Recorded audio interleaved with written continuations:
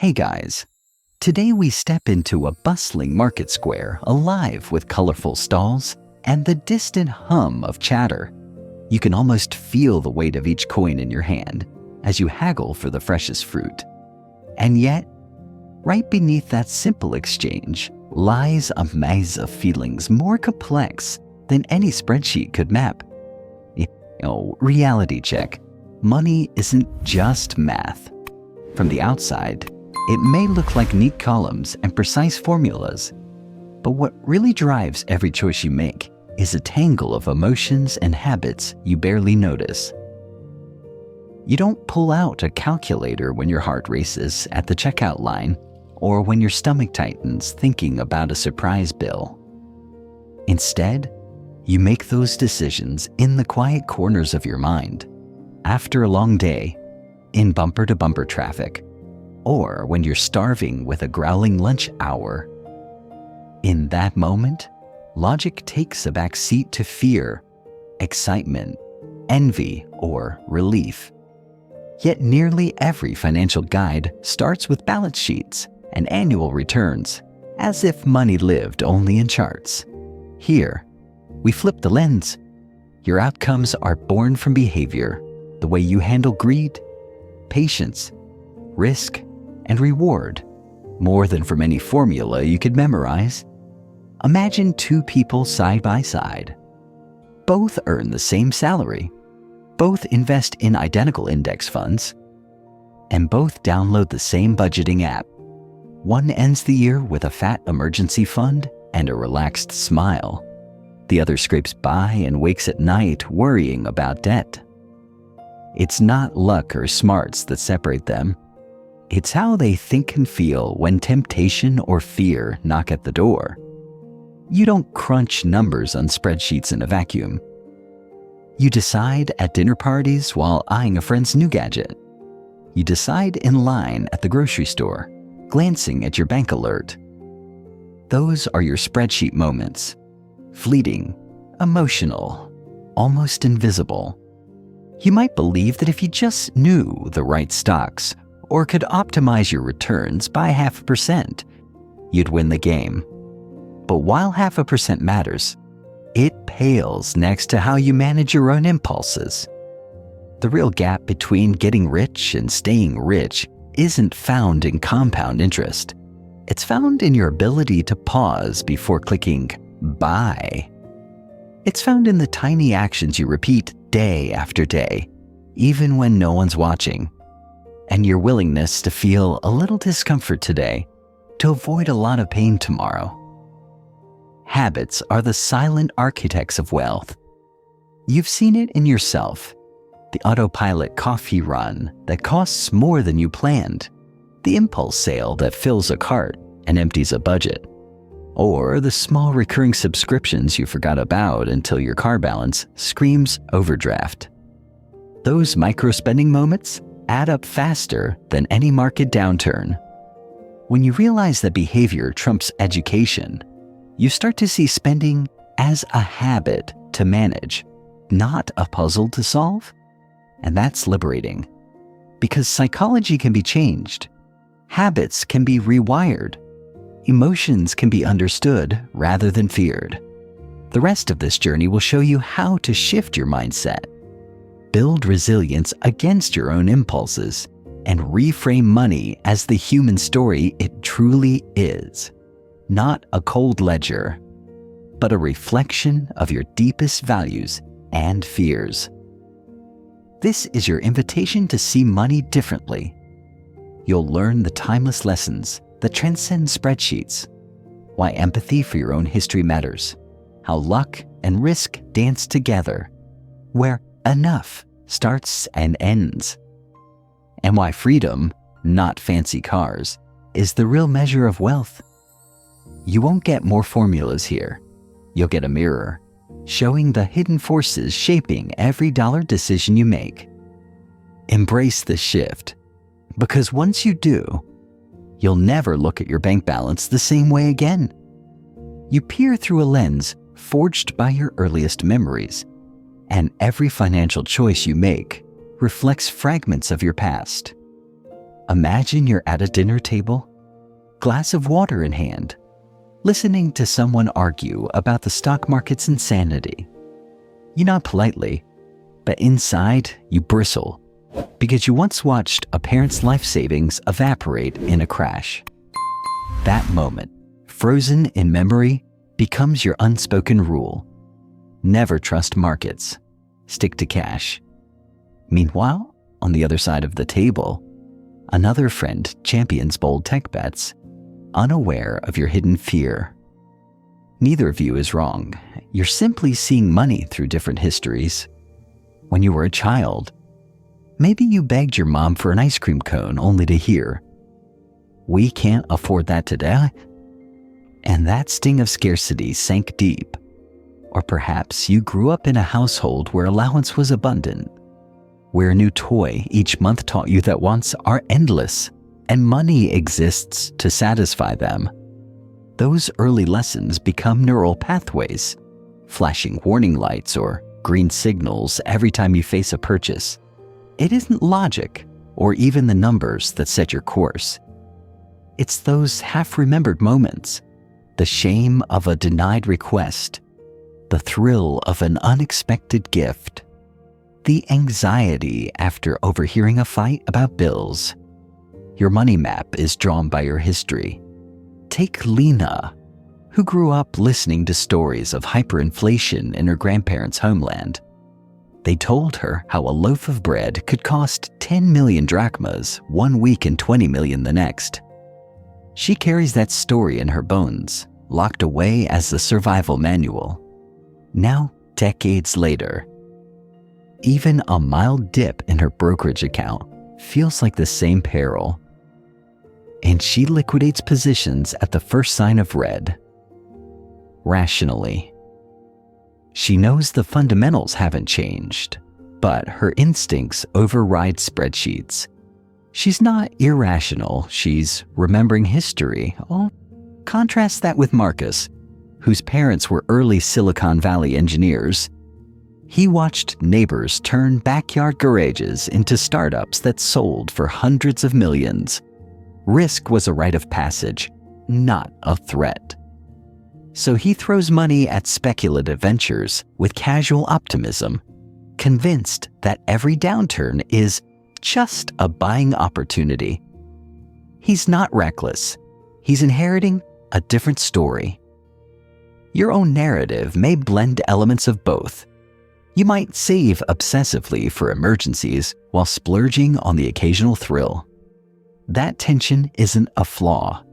It's evidence of multiple chapters in your book. A chapter of scarcity, a chapter of plenty, a chapter of risk and reward. Recognizing those chapters gives you power. When you feel an itch to hoard cash or a rush to chase returns, you can pause and ask, which part of my history is talking right now? Experience outweighs education in the economy of the mind. No certificate or course can erase the echo of childhood lessons. A Harvard diploma might teach you modern portfolio theory, but it can't soothe the panic in your gut when markets wobble. Data-driven advice often crashes against emotional reality. That's why two people can read the same investment manual and end up on opposite sides of every trade. They aren't ignoring the text. They're reading it through their own tinted glasses. You've probably met someone who, despite perfect credit and a six-figure salary, refuses to carry any debt. They don't lack ambition. They learned from a parent's foreclosure. Or you know the person who racks up thousands on a credit card for luxury vacations, then treats the bill like an afterthought because they equate spending with living fully. Both mindsets emerge from stories, not spreadsheets. If you catch yourself judging either extreme, that's your own lens talking.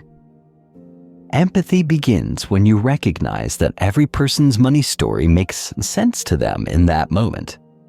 Before you label someone irresponsible or overcautious, imagine the flashpoint that shaped their beliefs. Maybe the colleague who won't invest in stocks once lost a nest egg in a friend's Ponzi scheme. Maybe the neighbor with 3 luxury cars grew up in a family where cash signified love. You don't need to condone every choice. You simply need to understand it.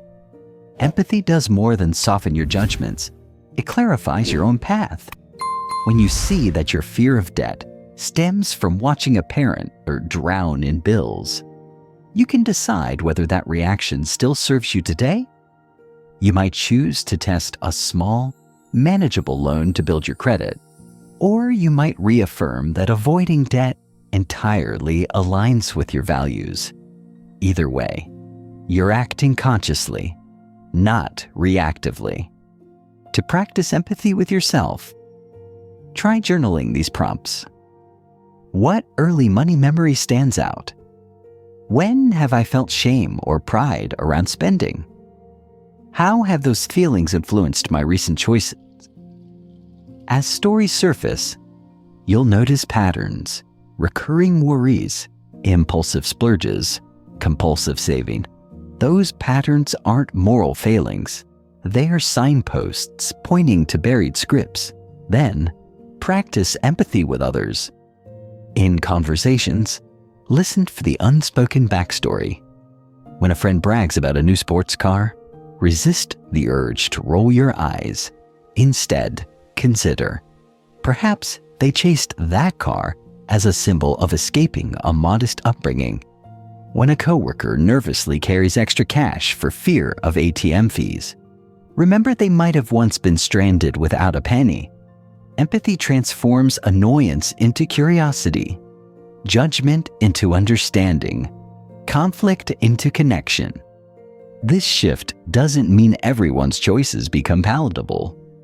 Some money habits can be harmful: compulsive gambling, reckless leverage, perpetual denial of needs. But empathy allows you to see those habits as calls for help rather than character flaws.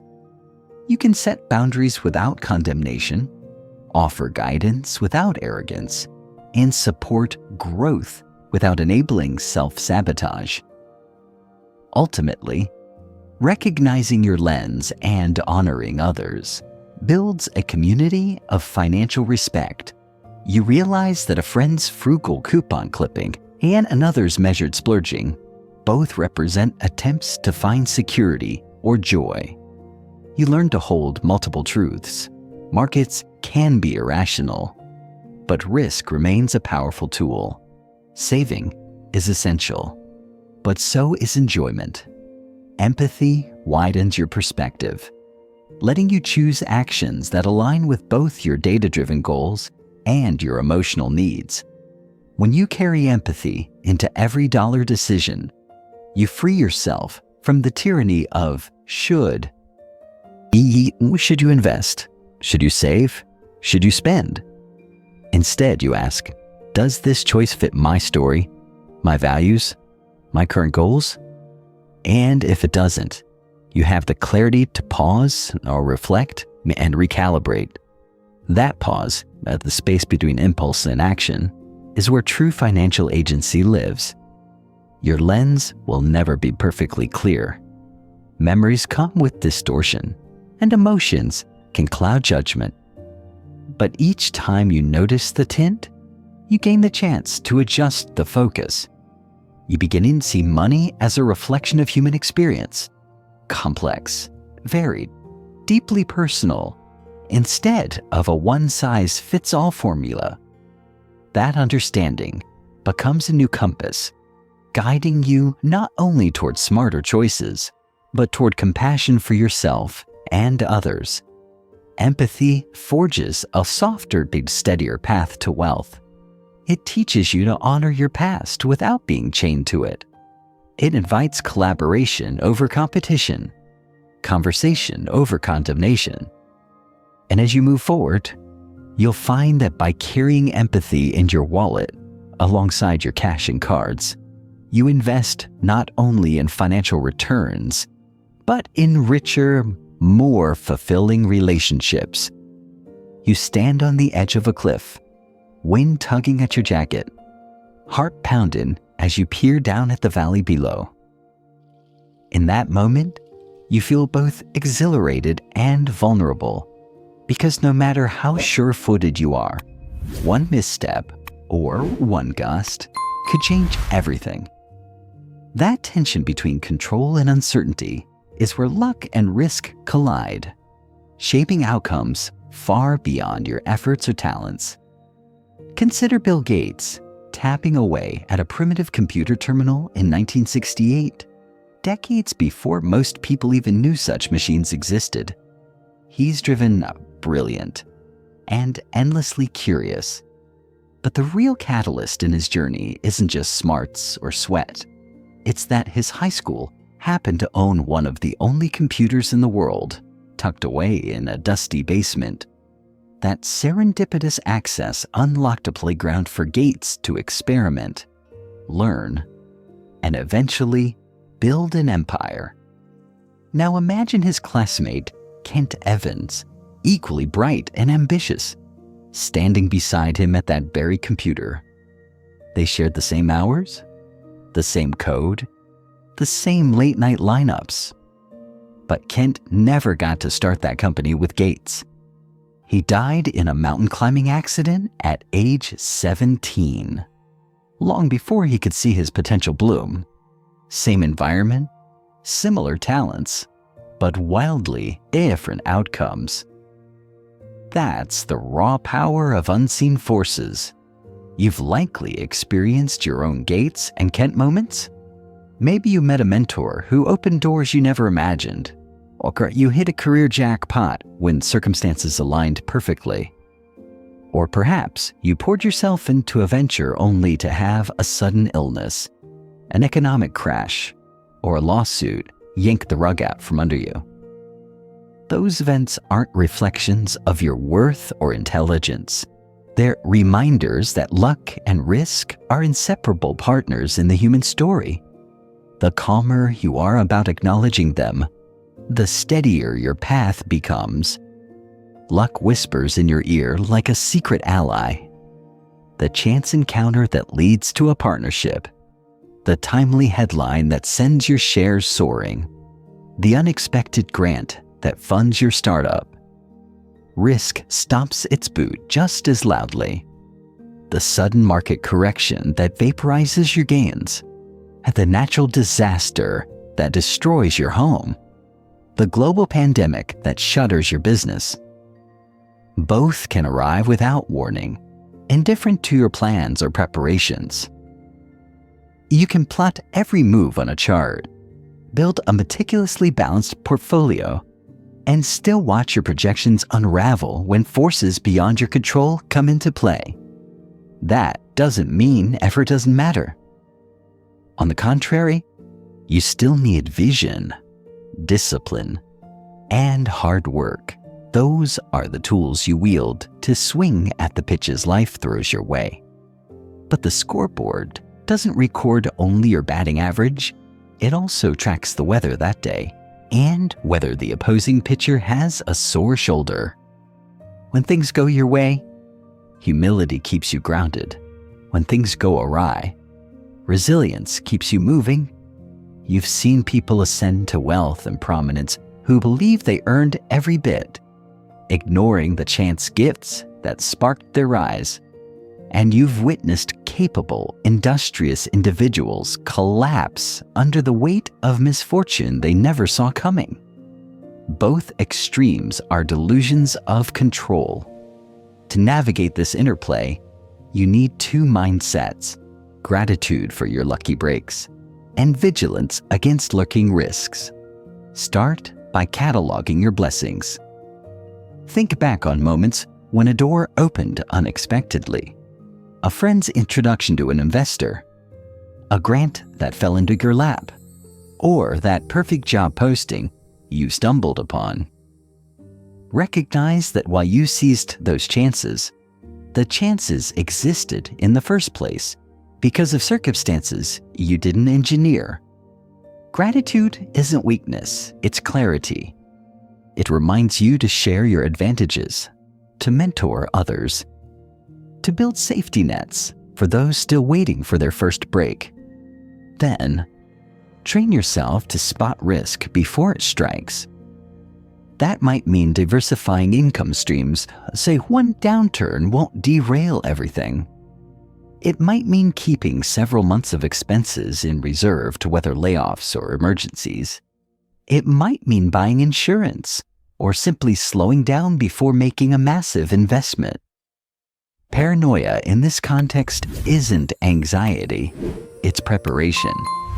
You're not living in fear. You're planning like a seasoned sailor who checks the barometer before setting sail. When luck smiles, don't mistake it for a permanent endorsement. When risks surface, don't assume you've done something wrong. Instead, view both as data points in a complex ecosystem. Celebrate your windfalls. Use them to strengthen your foundation, not to inflate your ego. And when hardship hits, remember that the storm will pass if you've built a sturdy house. You can't control the winds, but you can reinforce your walls. Humility sits at the heart of this balance. It's the quiet acknowledgement that your success is a mosaic of intention and chance. It's the modest smile you offer when praise rains down, knowing you didn't sculpt your fortune alone. It's the steady hand you extend to others who are stumbling, aware that you might have been knocked over just as easily. Humility isn't self-deprecation. It's a self-awareness. It frees you from the arrogance that blinds you to your vulnerabilities. As you weave gratitude and humility into your daily routine, you'll find that risk becomes less terrifying and luck feels less random. You'll start to see patterns. Good breaks often accompany preparation and relationships, and threats tend to lurk where blind spots persist. You'll catch yourself pausing before a leap, asking, what could go wrong? And how can I guard against it? And you'll savor your triumphs with an open hand, ready to pass along opportunity to someone else. So stand on that cliff with eyes wide open. Feel the wind as both a thrill and a caution. Embrace the mystery of forces you can't fully predict, and build defenses around the vulnerabilities you can. Because success isn't about banishing luck or eliminating risk. It's about dancing gracefully between them. And armed with that awareness, you stand ready to define what enough truly means. You're driving down an empty highway at dawn. The sky streaked with early light, and your mind drifts to the next milestone. The bigger house, fancier car, higher portfolio balance. That mental treadmill whispers, "Not yet. Just a bit more." And you press harder on the accelerator, chasing a horizon that recedes with every mile. Welcome to the dangerous illusion of never enough. Consider Bernie Madoff, a man who had already amassed enough wealth to live in unparalleled luxury. Yachts, mansions, private jets. By almost any measure, he had more than enough. Yet the whispers in his mind convinced him that only greater returns, bigger funds, and louder headlines could satisfy his appetite. So he constructed a Ponzi scheme that promised ever higher gains, luring friends, family, and institutions into a web of lies. Year after year, he inflated returns, fueled by greed far beyond need. In 2008, the entire house of cards collapsed, wiping out tens of billions and leaving thousands destitute. Madoff lost his freedom, his reputation, and ultimately, his capacity for peace. He didn't need more. He needed enough. But he never defined it. And that failure destroyed everything. Now imagine two people with identical six-figure incomes and similar savings rates. One makes thoughtful choices. He sets a savings goal to cover 5 years of living expenses, then shifts focus to experiences, time with family, travel, creative projects. He buys a modest home he can pay off quickly and drives a reliable car he loves, not because it signals status, but because it serves his life. He ends the work week leading hikes with friends and reading novels by candlelight on Sunday evenings. For him, enough means security, autonomy, and satisfaction. The other keeps moving the goalposts. Once the emergency fund is full, he ups his saving target by 50%. Once the portfolio hits 7 figures, he shifts attention to chasing headline-grabbing returns. He buys a larger house with intricate maintenance, leases a luxury car with a monthly payment that squeezes his cash flow, and constantly hunts the next big opportunity. He never pauses to savor what he's built. As a result, he lives perpetually anxious, convinced that rest is weakness and contentment is a distraction. He haunts his emails at midnight, fearing he'll miss the next market shift. His day-to-day life becomes a blur of targets he'll never reach.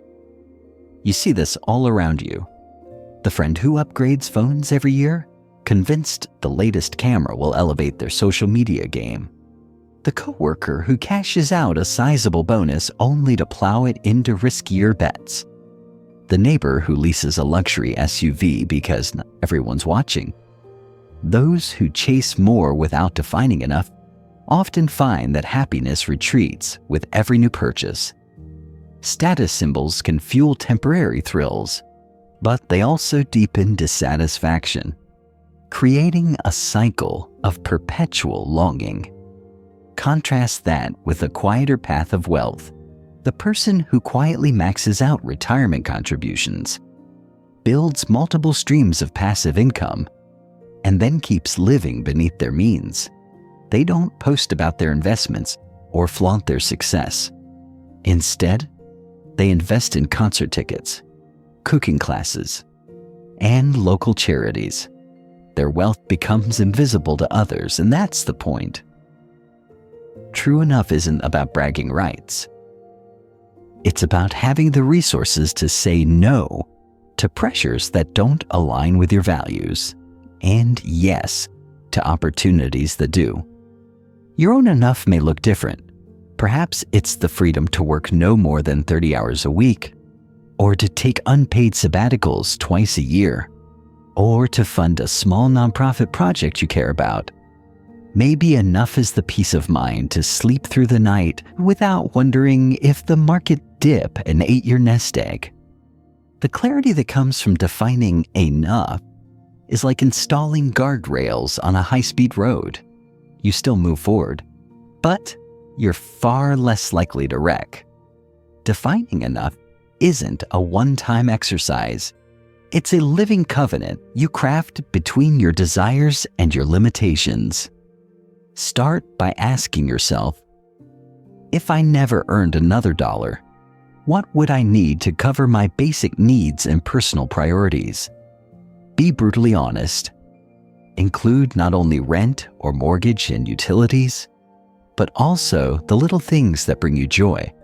A monthly yoga class, weekend hikes, date nights, or that annual family reunion.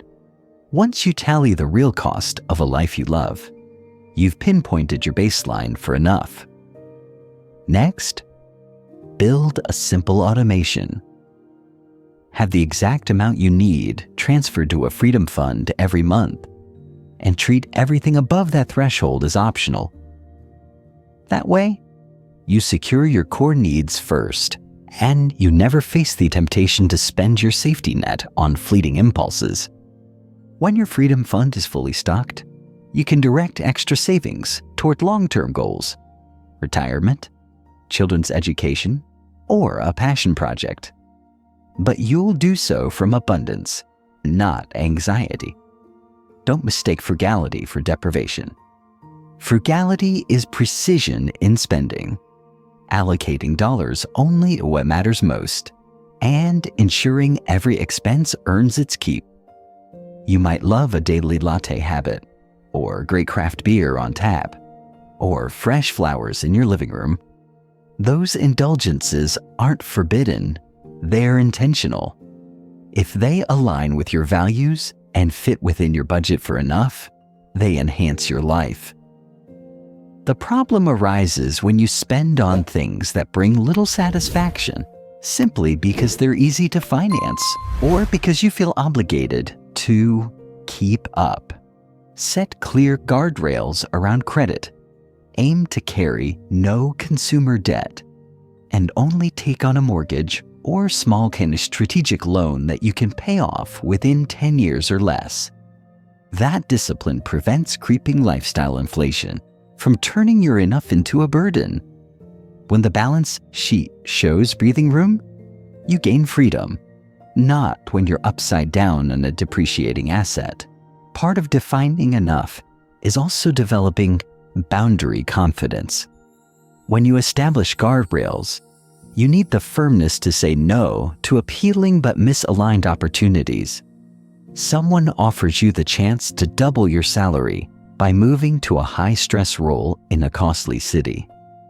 You pause and think, will that extra income let me redefine enough? Or will it reset the bar so high that I never feel content again? That pause is a powerful muscle you build over time. Remember, enough is deeply personal. It's not a target set by Instagram influencers or financial gurus. It's a number and a lifestyle blueprint that you own. And as your values shift when you become a parent, start a side business, or pivot careers, you can revisit your definition of enough and adjust your freedom fund accordingly. That fluidity ensures enough remains a tool, not a trap. Defining enough also shapes your relationship to surprises. When crises hit, a market downturn, unexpected medical bills, a family emergency, you don't panic because you've already funded your baseline needs. Instead, you navigate stress from a place of preparedness, secure in the knowledge that your enough buffer has your back. That psychological safety net is as valuable as any investment. Above all, defining enough transforms the way you measure success. You stop tracking net worth as a scoreboard of self-worth and start tracking metrics that truly matter. Hours spent in flow, meaningful connections, health markers, learning new skills, and contributions to others. Enough becomes the lens through which you see abundance rather than scarcity. So, take a pen and map out your own version of enough. Calculate your baseline needs. Assign values to the experiences and relationships you cherish. And then automate your freedom fund. Then place that sheet where you'll see it daily, on your fridge, your desk, or the home screen of your phone. Let it be a constant reminder that true wealth isn't the endless pursuit of more. It's the courage to declare, this is enough, and the wisdom to protect that sanctuary of sufficiency. When you embrace enough, you reclaim control. You step off the treadmill of perpetual longing and onto solid ground. You free yourself to live fully in the present, secure in the knowledge that you have what you need, not just to survive, but to thrive. You're planting a tiny acorn in your backyard, brushing soil over the seed, knowing that this unassuming speck holds the potential to become a towering oak decades from now. You water it faithfully, season after season, even though at first nothing seems to happen. That is compounding's quiet power. Small actions, repeated over time, growing into something that dwarfs anything a single moment of brilliance could achieve. Consider Warren Buffett, who bought his first stock at age 10, 3 shares of City Service Preferred at $38 each. Over the next 8 decades, he never chased fads or switched strategies wildly. He simply allowed his gains to reinvest, letting returns feed on returns in a patient, unhurried cycle. Today, more than 90% of Buffett's net worth emerged after his 65th birthday, not because he suddenly got smarter, but because he gave compounding the decades it needed to work its magic. If you charted his wealth, you'd see a gentle curve early on that explodes only after years of steady growth, like a plant that barely nudges the horizon before shooting skyward once it finds its roots. You might think compounding is boring. It doesn't deliver heart-racing highs overnight. You won't wake up to headlines screaming, "Your money just doubled." Instead, compounding rewards the disciplined, those who start early, who resist the siren call of hot tips, and who let their investments sit in silence. Picture two travelers on a long road trip. One speeds recklessly, chasing quick thrills, weaving through traffic only to burn through fuel and face repeated breakdowns. The other maintains a steady pace, checks the map regularly, refuels methodically, and arrives at the destination with time to spare. That steady traveler embodies compounding, slow, measured, unglamorous, but ultimately victorious. You've probably witnessed compounding in small ways. A friendship deepening over months of shared experiences, a language learned by practicing a few minutes each day, or a garden that rewards consistent watering with a bounty of vegetables. Finance operates on the same principle, except the harvest can be measured in exponential wealth. Each dollar you invest becomes a seed that sprouts more dollars, if you give it the water of time and the soil of patience. Start early, that's the golden rule.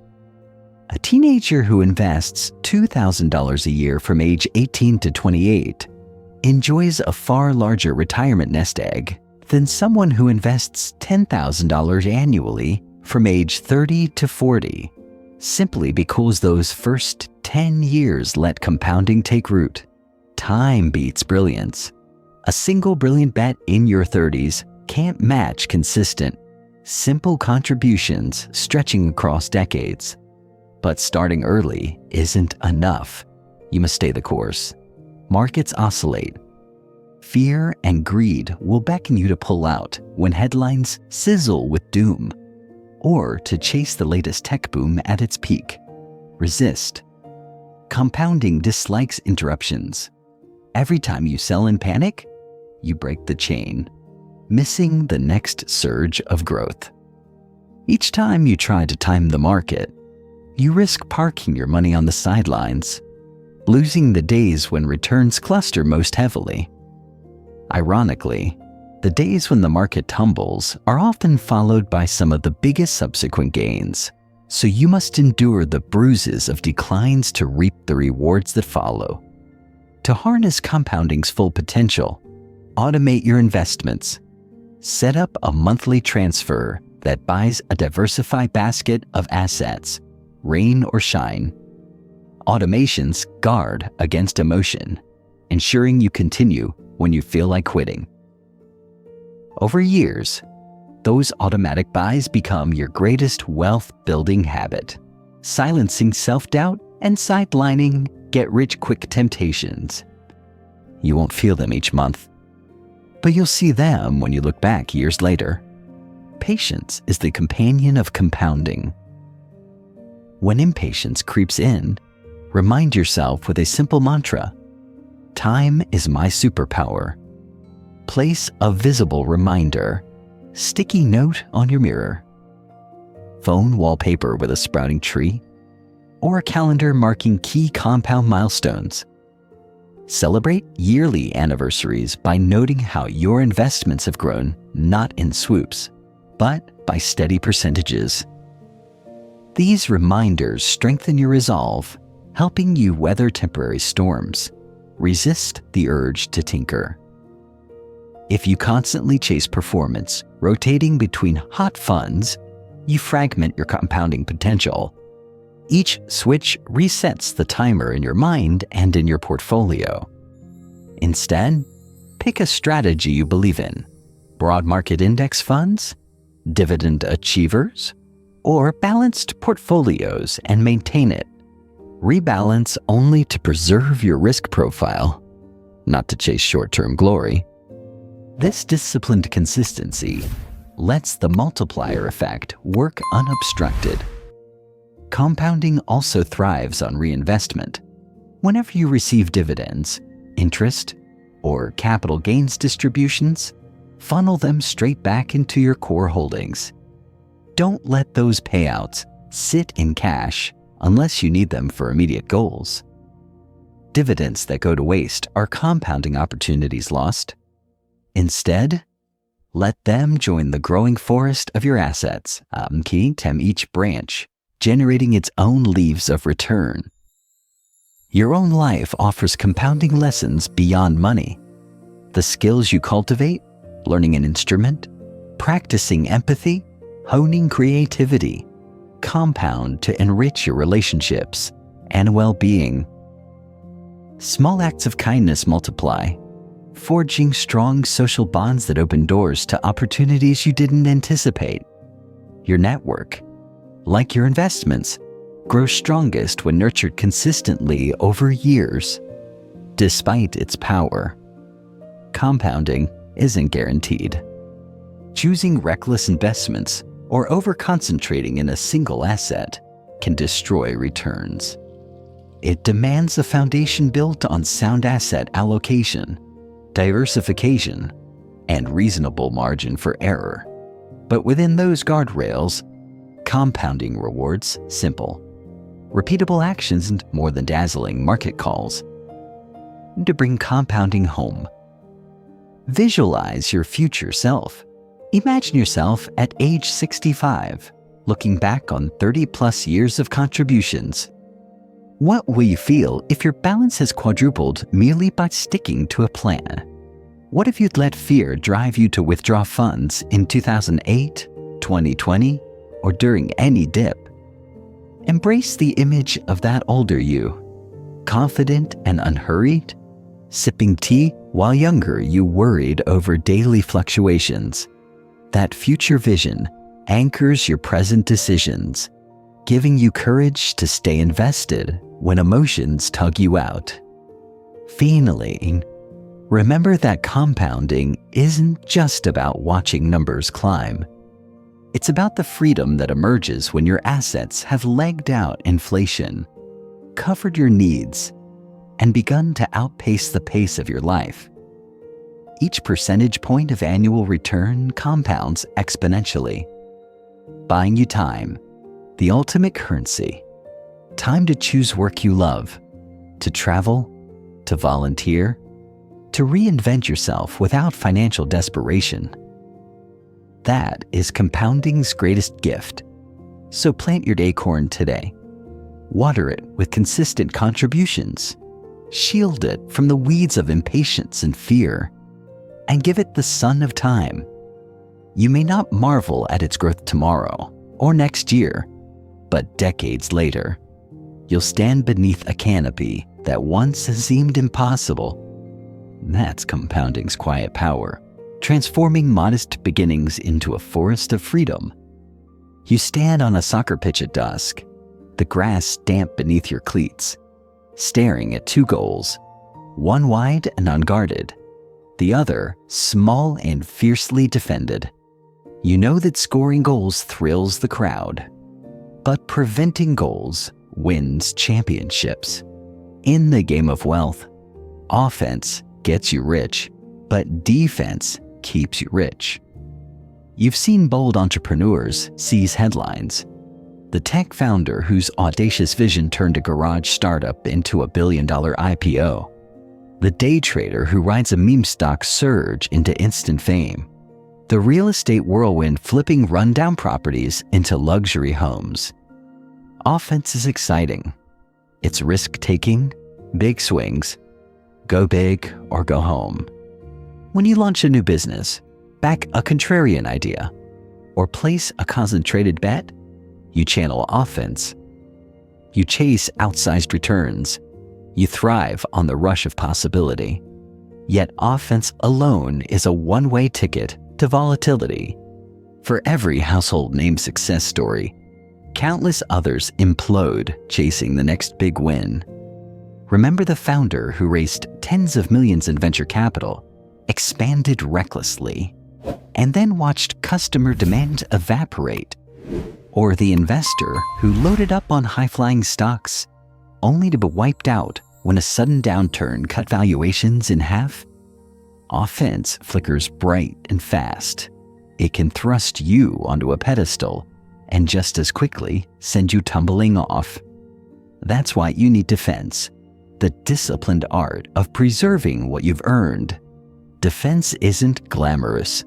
It's frugality, living below your means so you never expose yourself to catastrophic losses.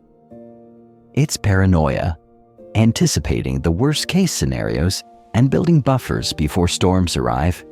It's humility, recognizing that luck and uncertainty shaped your victories. So you treat every success as a privilege, not a birthright. Let's start with frugality. You might label yourself a spender, convinced that enjoying life now justifies splurges. But true frugality isn't deprivation. It's intentionality. It's asking of every expense, does this align with my goals, or is it white noise? Picture two homeowners. One racks up a dream kitchen renovation, a luxury condo, and an SUV with a huge payment, shrinking her savings for emergencies. The other invests in a modest home within budget, opts for used furniture that fits perfectly, and budgets a weekly date night splurge. Both enjoy comfort, but only one fortifies a rainy day fund. Frugality grants you optionality, the option to pivot if income falters, the option to seize opportunities without fretting over cash flow. Paranoia may sound negative, but in money it's practical. You monitor your assumptions as closely as your bank balance. You ask, what happens if interest rates spike? What if my industry faces disruption? What if I lose my job tomorrow? Then you set contingencies, diversify income streams, hold 3 to 6 months of living expenses in liquid reserves, insure against health or liability risks. Paranoia teaches you to expect the unexpected. You don't live in fear. You live with preparedness. When the 2008 crisis hit or supply chain snarls delayed manufacturers, those who'd built buffers sailed through. Those who'd ignored warnings scrambled to sell assets at rock-bottom prices. Humility ties frugality and paranoia together. It reminds you that no matter how skilled or hardworking you are, some outcomes stem from forces beyond your control. Luck, timing, mente, systemic shifts. Humility keeps you vigilant. When a venture soars, you resist the urge to double down recklessly. You acknowledge mentors, partners, and serendipity that fueled your rise. You share credit, stay open to feedback, and avoid the hubris that precedes downfall. Humility also encourages continuous learning. You read voraciously, seek out dissenting opinions, and adjust your strategy when the data changes. That mindset prevents overconfidence that can blind you to emerging threats. Offense and defense aren't sequential phases. They're simultaneous strategies. Every dollar of bold investment is matched by a dollar, or several, of defensive allocation. If you've placed 20% of your portfolio in a high-growth startup, you might tuck 30% into low-volatility bonds or diversified index funds. If you launch a side gig requiring upfront capital, you ensure your core bills are covered by your day job and emergency savings.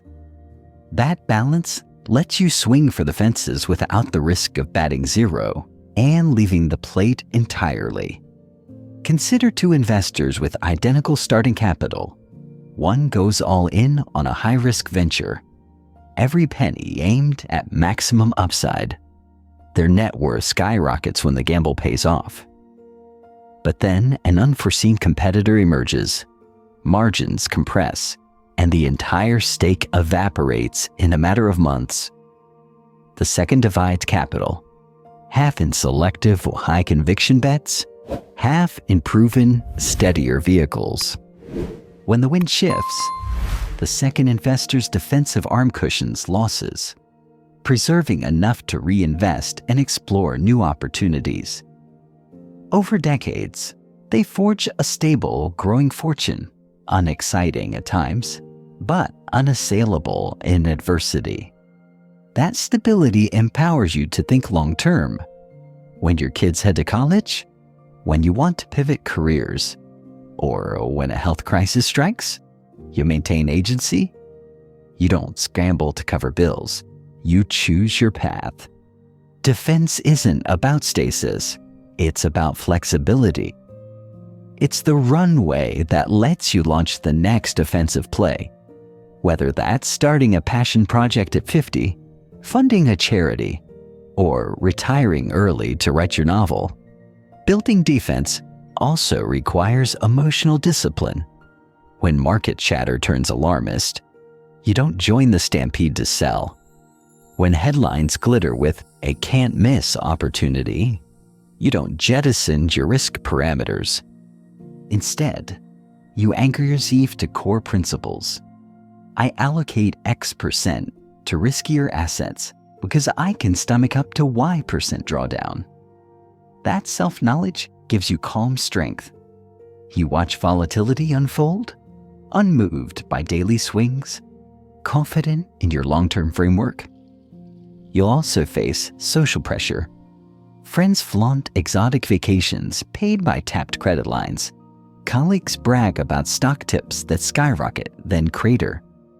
Defense asks you to swim upstream, to politely decline FOMO-driven choices, to explain that you value long-term security over short-lived thrills.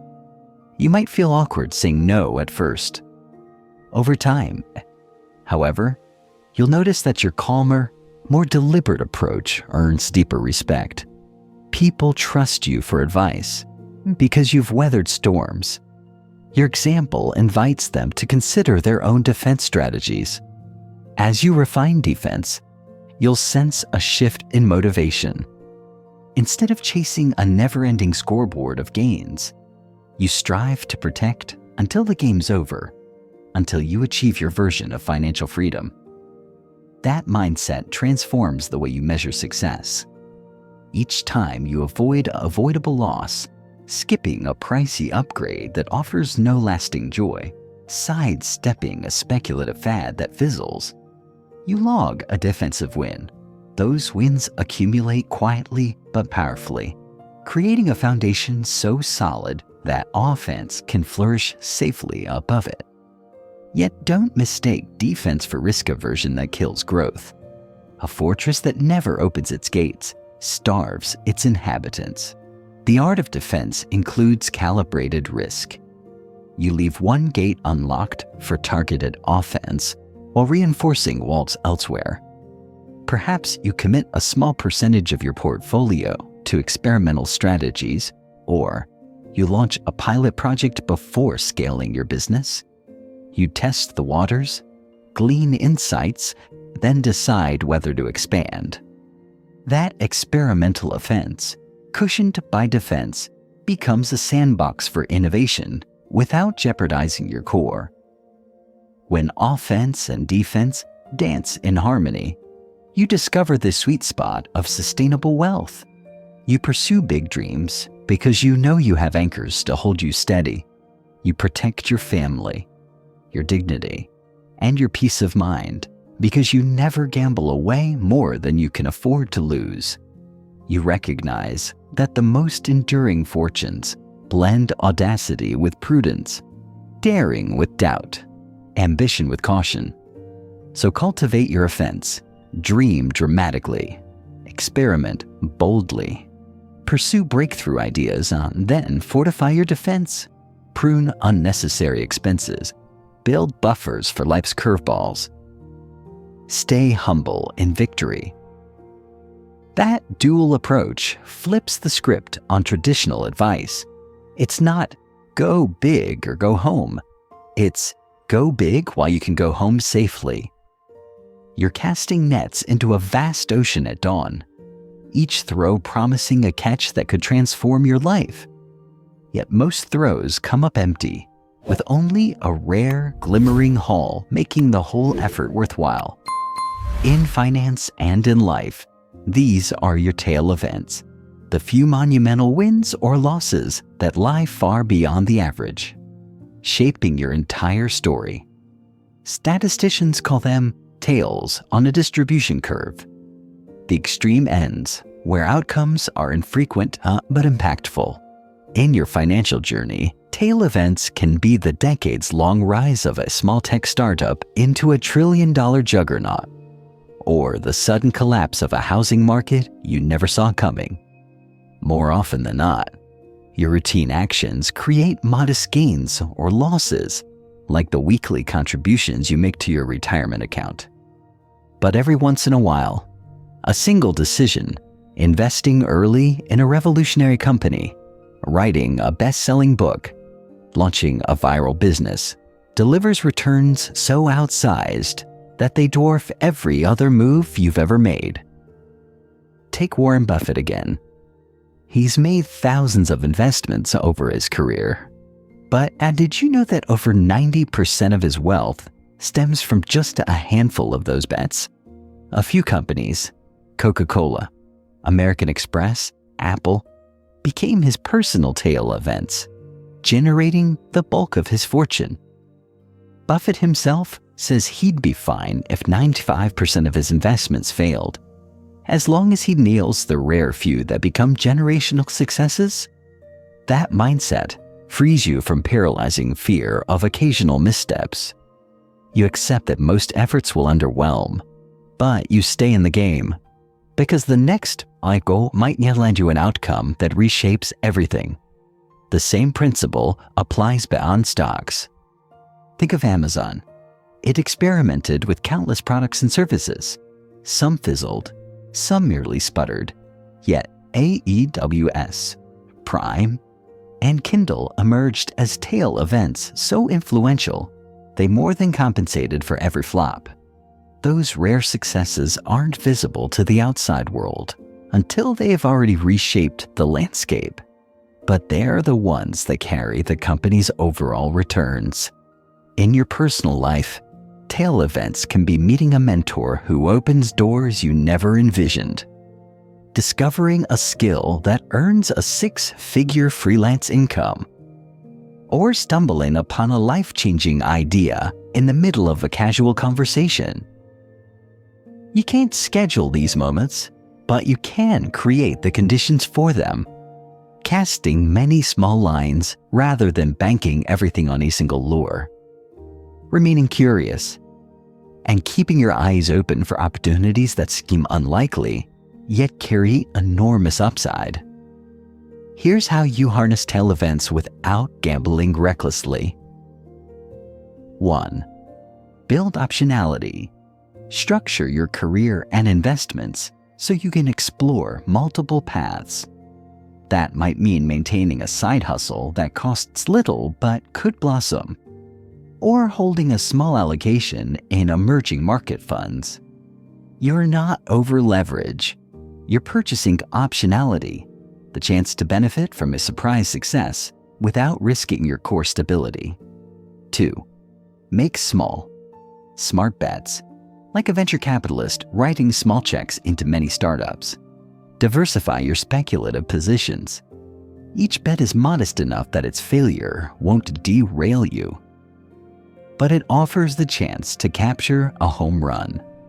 The goal isn't a smooth ride, it's a collection of possibilities, some of which break the curve in your favor. 3. Stay consistent. Consistency is your greatest ally. Continue the disciplined habits, automatic investments, steady skill building, cultivating your network, even when short-term returns disappoint.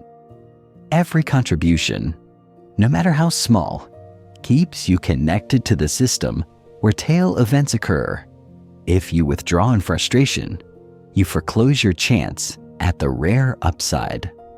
4. Embrace the long-term view. Tail events often take years to materialize. Your breakthrough may arrive decades after you plant the seeds. Patience allows those seeds to find fertile ground. Impatience, by contrast, can lead you to abandon efforts just before the breakthrough arrives. 5. Learn from failures. Because most bets don't pay off, you need a mindset that treats failures as tuition rather than tragedies. Each misstep teaches you what not to do, sharpens your discernment, and refines your intuition for spotting potential tail events in the future. Failure isn't your enemy. It's the other side of experimentation. 6. Be open to serendipity. Tail events often originate outside your plan. Maybe a casual side project gains viral traction, or a chance introduction at a conference connects you with a business partner. Cultivate curiosity. Attend gatherings beyond your comfort zone, and stay receptive to ideas that initially seem tangential. Serendipitous tail events demand that you have room to pivot. 7. Maintain a margin for error. While you pursue outsized opportunities and keep buffers in place, that means preserving a robust emergency fund, avoiding crippling debt, and safeguarding essential income streams. The margin of safety ensures that when high-variance bets don't pan out, you're not forced into panic selling or career desperation. You remain able to try again. 8. Document your journey. Keep a journal or log of your speculative efforts and what you learn from each.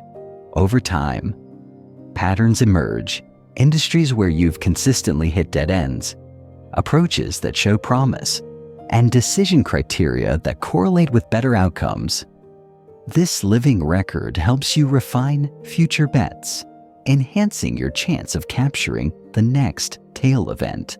By integrating these practices, you transform tail events from mysterious lightning strikes into opportunities you're systematically positioned to catch. You don't pile all your chips on a single roll. You spread small stakes across countless rolls. Most return 0, but those few sixes dramatically amplify your overall fortune. Yet even with the best strategy, tail events remain unpredictable.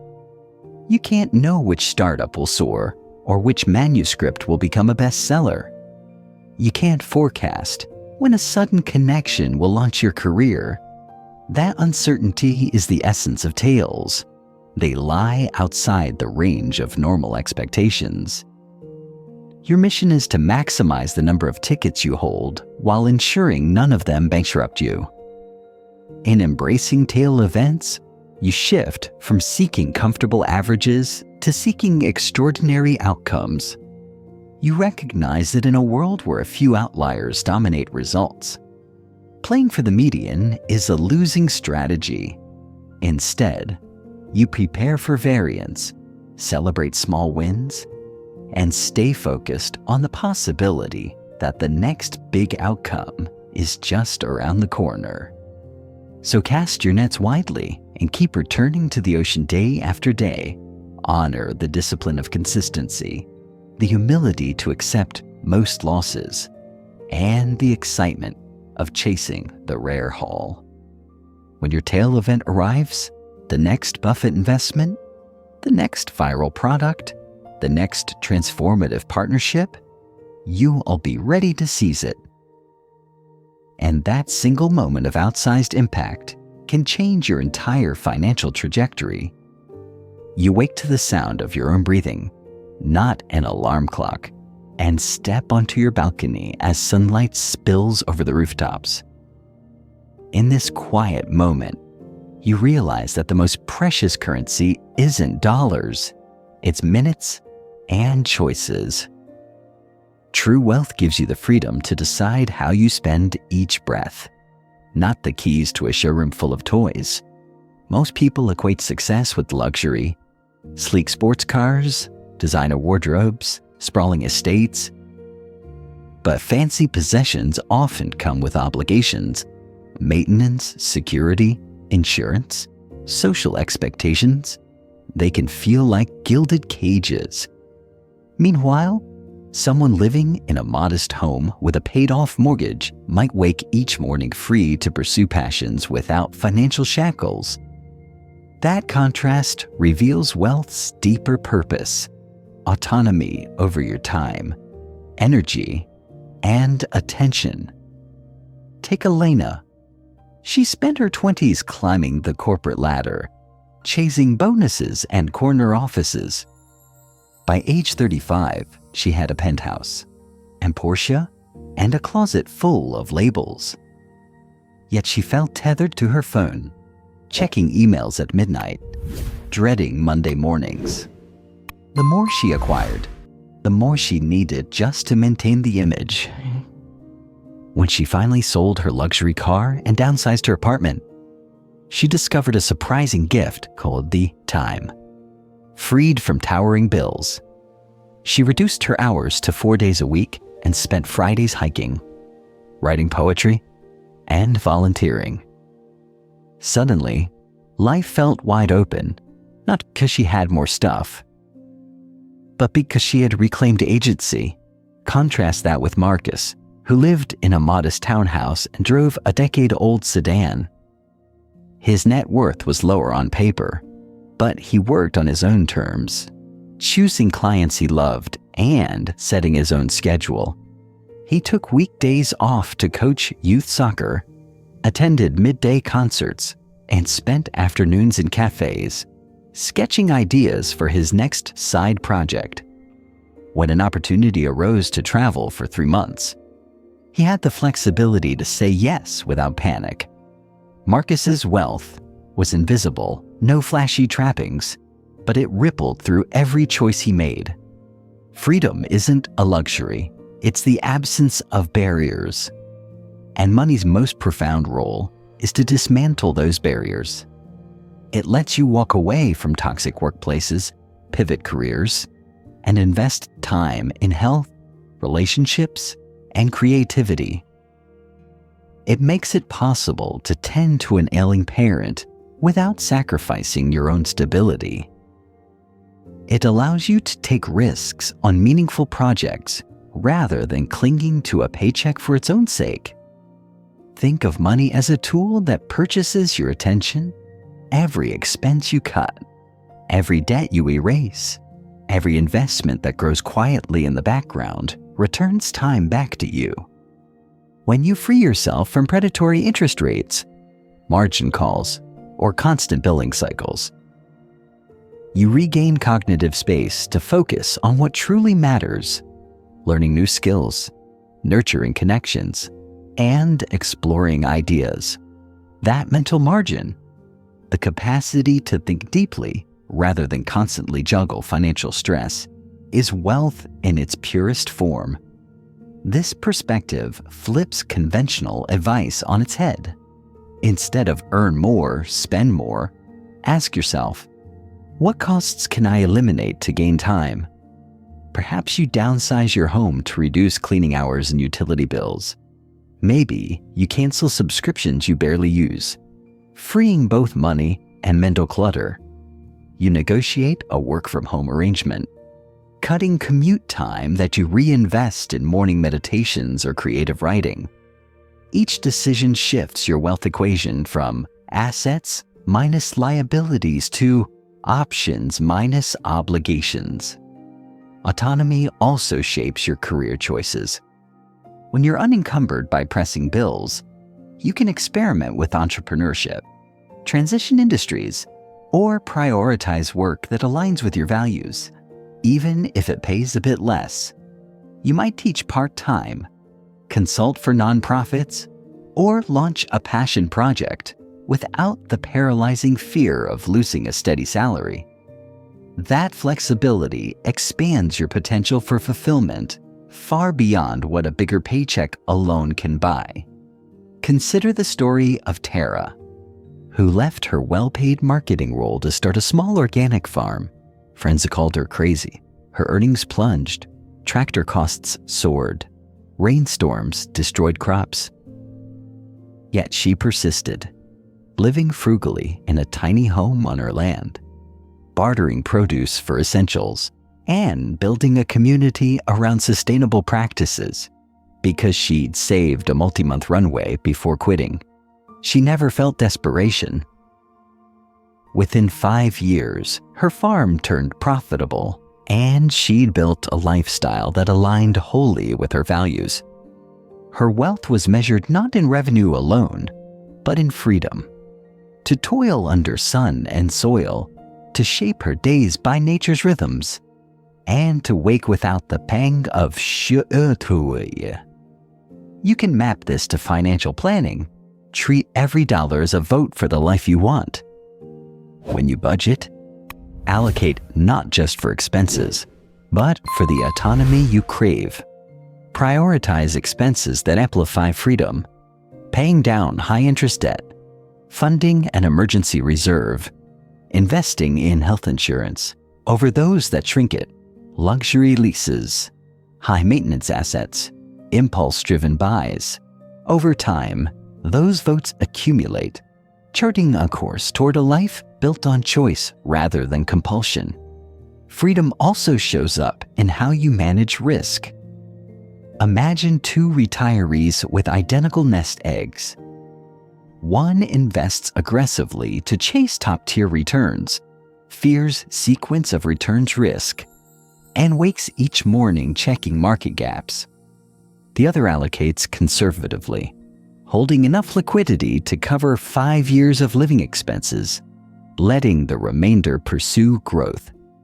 The conservative retiree sleeps soundly, knowing market dips won't force a fire sale. Each year, they draw a sustainable percentage, say 4%, confident it'll last. The contrast isn't just dollars, it's peace of mind, an unquantifiable asset that multiplies your experiential wealth. To make freedom your guiding star, adopt these practices. Kitten 1, define autonomy metrics instead of tracking net worth alone.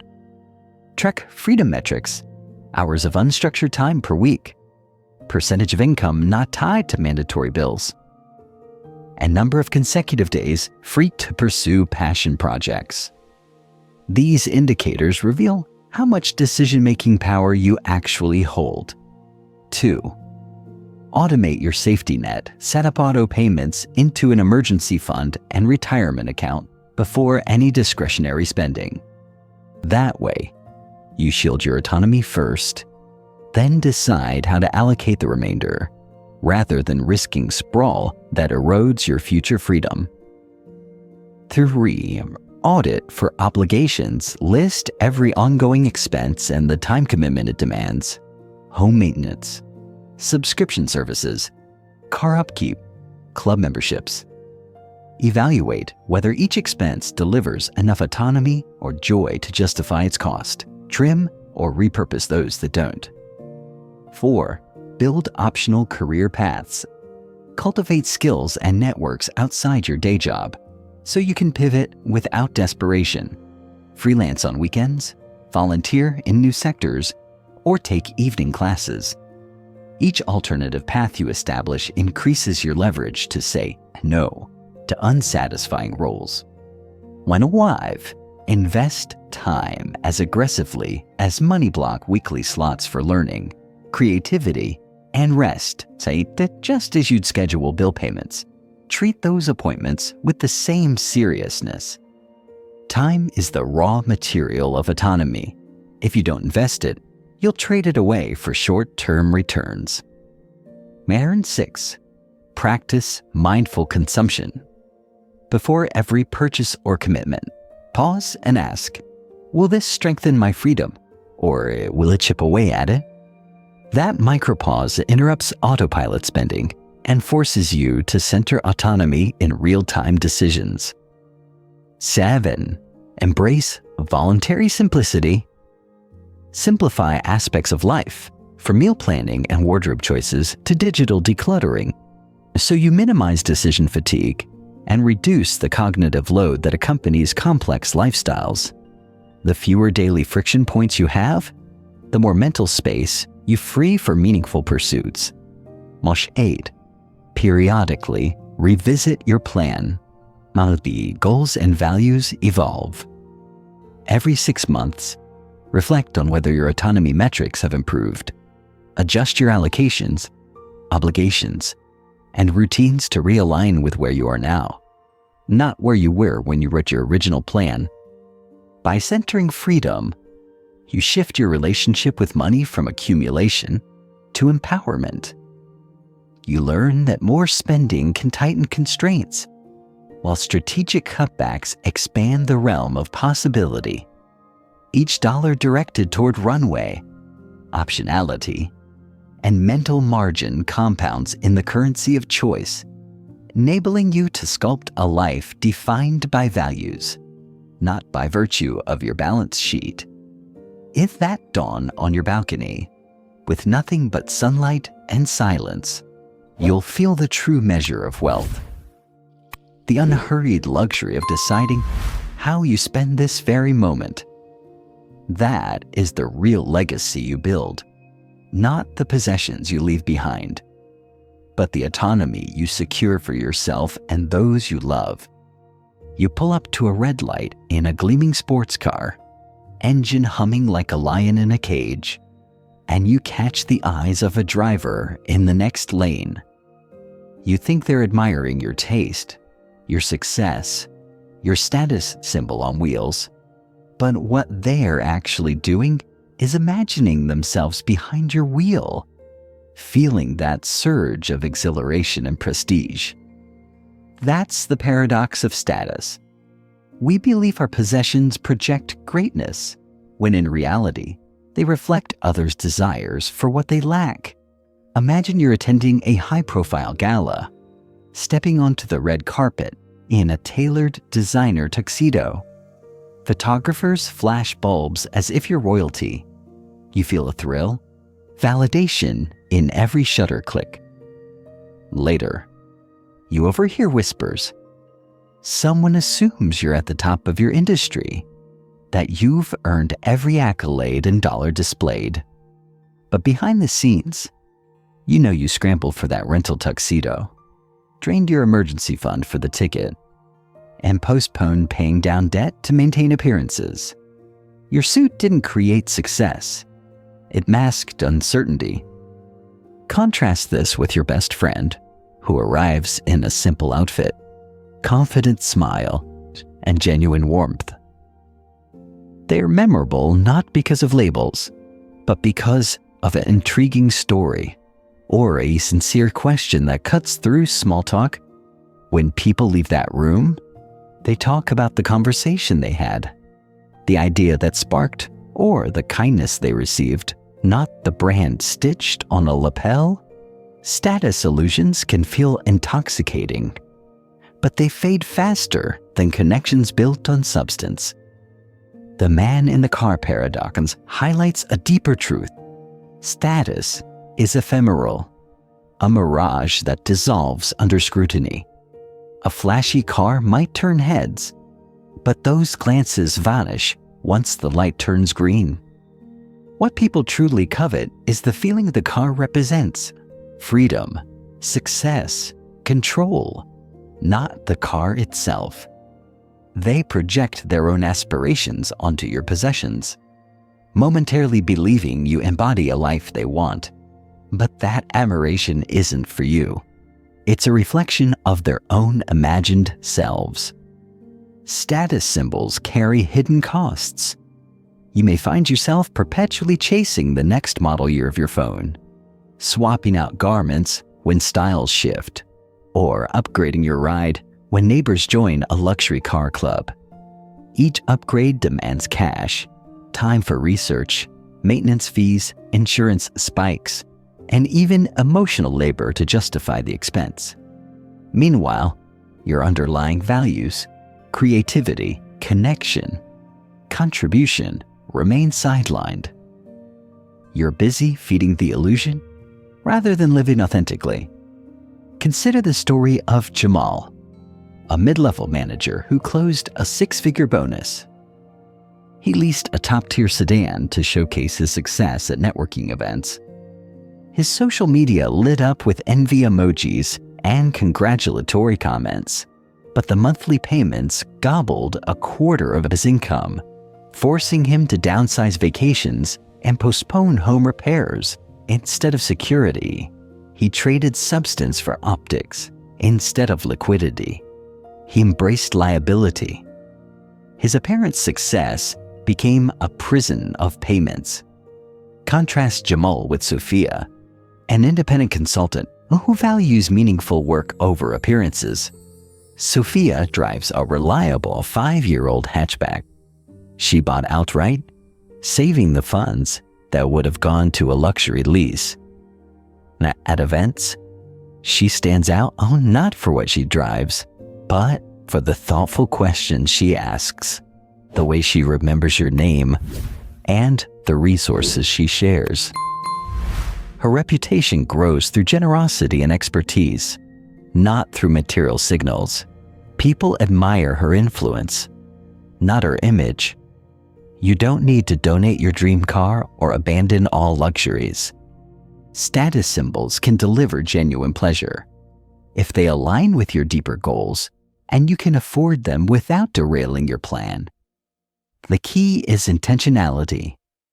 Before you splurge on an upgrade, pause and ask, am I seeking this for my own fulfillment or to impress someone else? If your answer whispers impressed, and you're stepping into status theater, risking debt and distraction. If your answer affirms fulfillment, you're investing in your own joy. To escape the treadmill of status chasing, try these practices. And 1. Track true returns. Create a joy audit alongside your budget. For each significant purchase, car, handbag, gadget, note the happiness it brings over weeks and months. If the delight fades quickly, you've overpaid for an illusion. True returns accumulate in experiences and lasting satisfaction, not fleeting social signals. 202. Cultivate identity beyond objects. Define 3 core values that matter most: creativity, community, curiosity, and brainstorm non-material ways to express them. For creativity, sign up for an art class. For community, host a potluck. For curiosity, subscribe to a thought-provoking podcast. When your identity is rooted in values rather than things, status symbols lose their lure. 3. Practice invisible wealth. Celebrate the quiet wins, another 0 added to your savings. A stretch goal for debt reduction unlocked. A flexible schedule negotiated. Then share these achievements with a trusted circle rather than on social media. You'll find that genuine respect often grows from humility and restraint, not from ostentation. Fear 4. Embrace radical honesty. When someone compliments your possessions, respond with transparency. Thanks, I got it secondhand. Or it was a birthday gift from my partner. Shifting the narrative from, look at me, to, here's the story, invites deeper conversation and diffuses the need to maintain a facade. 5. Set status boundaries. Identify status and triggers, events, people, or social media feeds that tempt you to compare and spend. Limit exposure or establish rules. No luxury browsing on Fridays. 1 social media purge per month, or a 48-hour waiting period before any non-essential purchase above a certain threshold. Here's some ideas. Invest in community over consumption to direct funds toward experiences that build connections. Small dinner parties, hiking trips with friends, collaborative workshops. These investments foster social capital and enrich your life in ways that a car or watch never can. 7. Build a reflection ritual. At the end of each month, Journal about moments when you felt content versus moments when you felt the itch to impress. Over time, patterns will emerge, guiding you toward choices that resonate with your authentic self rather than societal expectations. Marine 8. Guard against comparison. Remind yourself that everyone shares edited highlight reels. When you scroll through social media or attend a cousin's lavish wedding, recognize that you're witnessing a curated narrative, not the whole story. Comparison fuels status envy. Awareness deflates it. By consistently applying these practices, you weaken the gravitational pull of status solutions and strengthen the resolve to pursue genuine wealth, freedom, purpose, and connection. You'll begin to notice that your most satisfying conversations revolve around dreams and ideas, not possessions and pay grades. You'll find that friends value your counsel and character over your car. As you step out of the red light and accelerate away, you'll carry a seed of clarity. Status is borrowed attention, momentary, conditional, and often expensive. True admiration springs from substance, your integrity, generosity, and creativity. Those qualities endure long after the car turns the corner. So let your possessions be byproducts of your life, not its proof.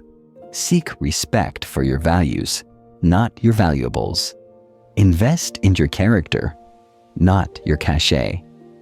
When the engine roars, let it echo your purpose rather than your facade. Only then will you experience status in its highest form, the admiration born from authenticity, not illusion. You're standing at the edge of your kitchen table, 2 bowls before you, one overflowing with fresh fruit, the other empty, deciding how to fill your plate for the week. Each piece of fruit represents $1 earned, but how many you choose to eat today versus saving for tomorrow determines the fullness of your future harvest. In the grand tapestry of wealth, it's not the size of your fruit tree that matters most, but how many fruits you set aside season after season. Most financial talk focuses on income. Get a raise, start a side hustle, negotiate a bigger bonus. But while earning more can accelerate your journey, the true engine of lasting wealth is your saving rate. That percentage of what you bring in that you don't spend. A high income with a low saving rate leads to little progress, while a moderate income paired with a disciplined saving habit can compound into astonishing freedom. You don't need a towering salary to build a towering nest egg. You need a commitment to keeping more of what you make. Consider 2 neighbors, Sam and Riley. Sam earns $200,000 a year and spends like a rock star. A leased luxury sedan. A brand new home with a mortgage payment that nips at half his paycheck. Designer clothes that change with the seasons. At year's end, he marvels at his gross income, but his bank account barely budges. He wonders why. Despite his high earnings, he feels trapped by bills. Next door, Riley earns $80,000. They live in a modest apartment well below their means, drive a 10-year-old hatchback that's paid off, and cook from scratch most nights. Riley automates 30% of each paycheck into savings and investments before touching the rest. By the time the year's over, Riley's net worth has grown by nearly as much as Sam's, and Riley enjoys no less comfort, just fewer financial obligations.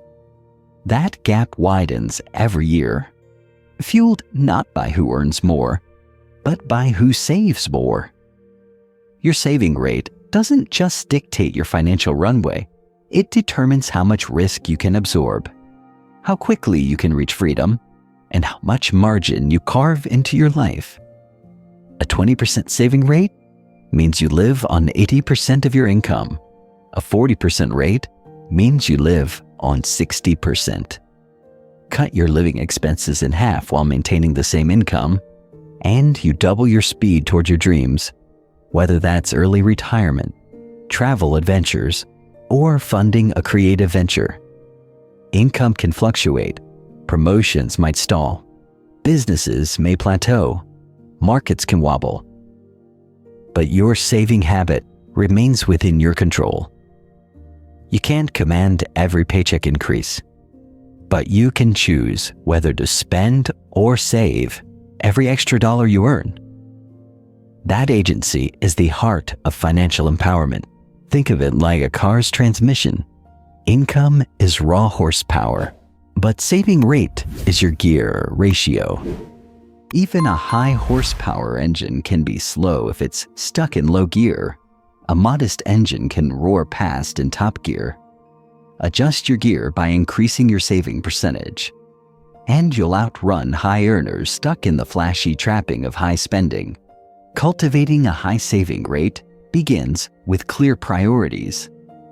Before you plan how to spend your income, decide how much you'll save.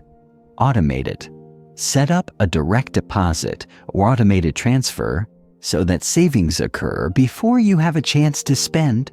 Treat your saving goal like a fixed expense, non-negotiable rent or utility. You pay it first, then live on what remains.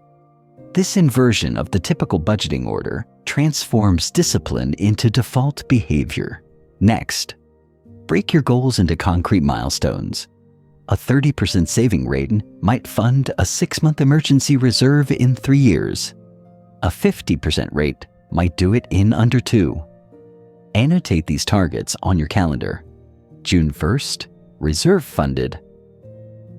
December 15th, student loan paid off.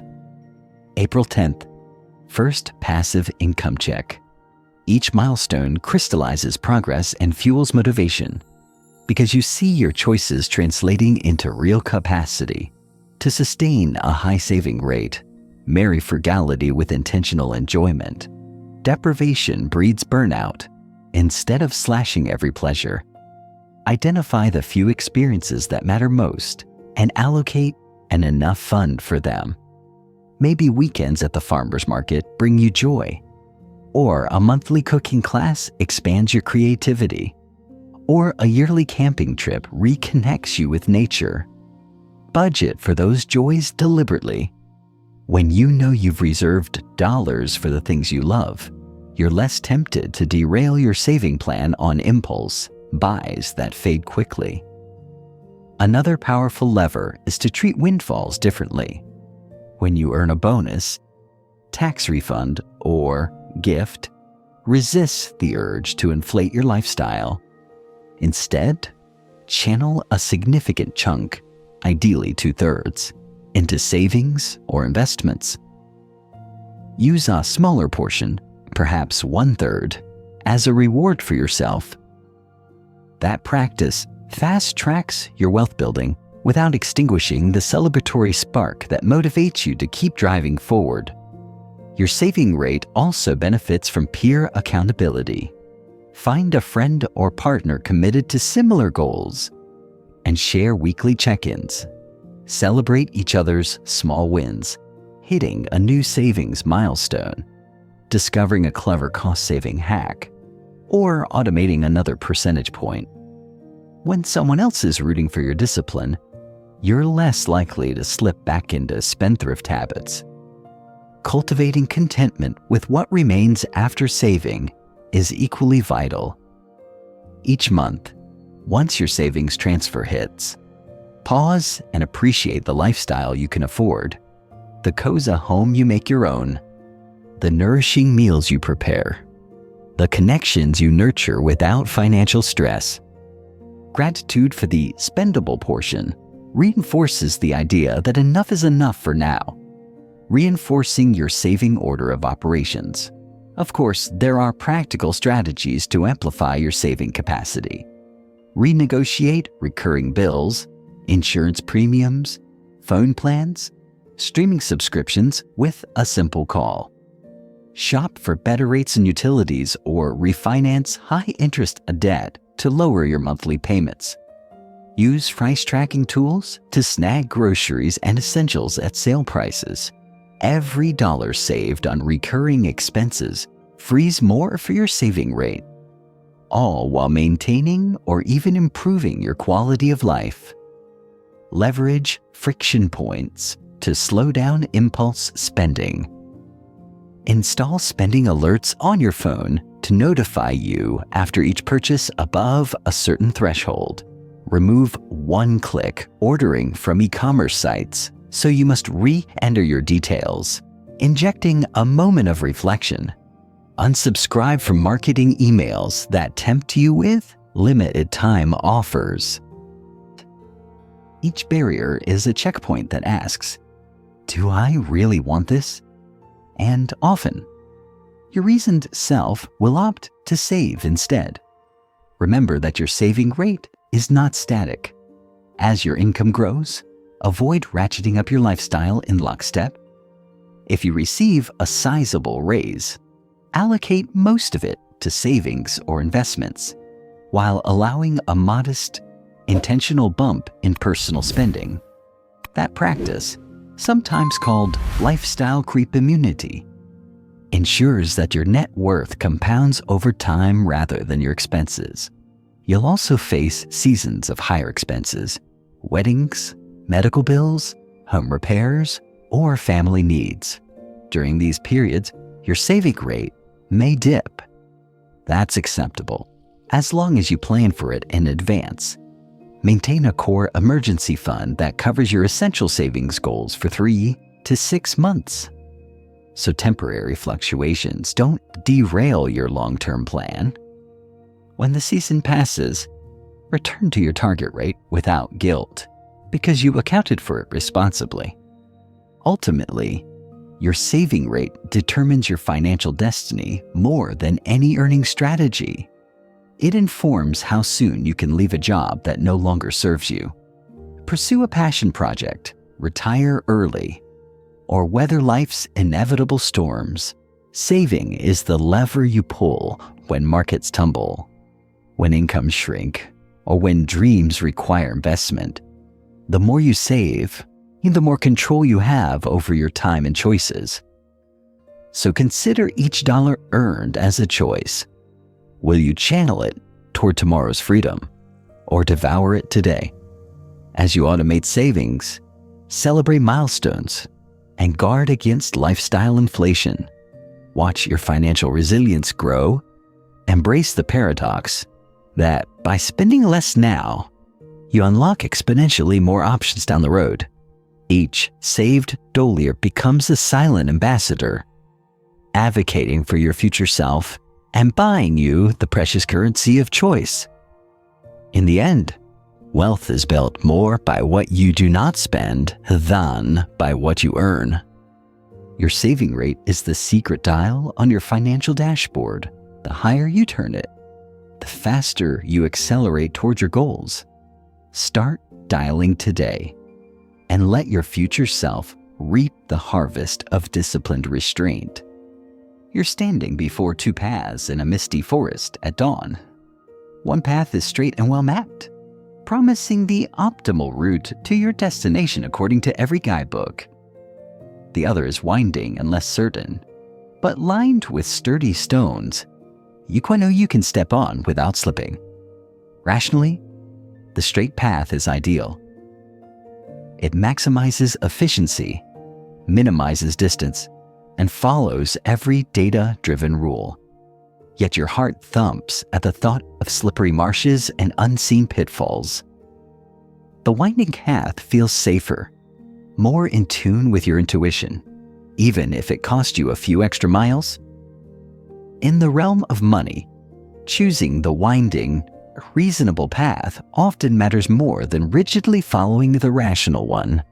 Imagine 2 investors confronting the same opportunity. A high volatility tech fund boasting a projected 15% annual return with sharp drawdowns versus a low volatility dividend portfolio offering a steady 6% return. A purely rational analysis, crunching numbers and calculating expected value, might favor the tech fund because higher return potential outweighs the risk when viewed on a spreadsheet. Yet, when red markets flash on your screen, your blood runs cold and you edge toward the sell button. Meanwhile, the dividend investor sleeps soundly, comforted by the predictable income stream.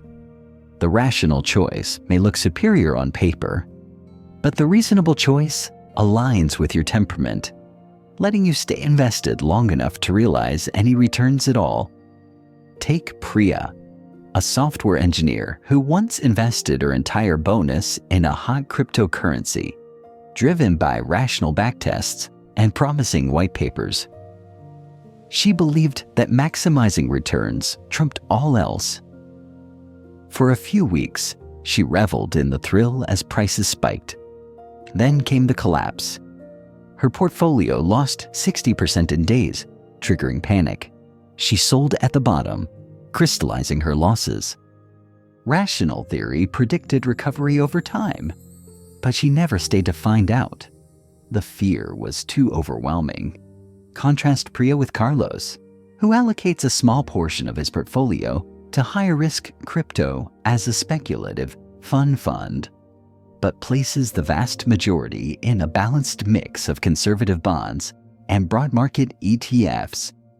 He knows that a collapse will sting his fun fund, but his core assets remain cushioned. When crypto prices crater, he feels disappointment, but no terror. He holds the rest of his portfolio steady, riding out the storm. Months later, when markets rebound, he's still invested. His balance sheet recovery outpaces Priya's, who now sits on the sidelines with a nagging regret. Rational investing assumes you can stick to a mathematically optimal strategy through every market twist, but human nature resists that assumption. Emotion leaks into decisions, and logical frameworks crumble under stress. Reasonable investing accepts your emotional limit. It acknowledges that you'll bail out if your stomach knot's too tight, so it prioritizes choices you can live with, even if they sacrifice a fraction of potential gains, because sustainable behavior ultimately beats theoretical maxima. You've seen this in other areas of life. Diets that promise rapid weight loss often fail because they're too restrictive or extreme. The dieter abandons them within weeks, regains the lost weight plus more.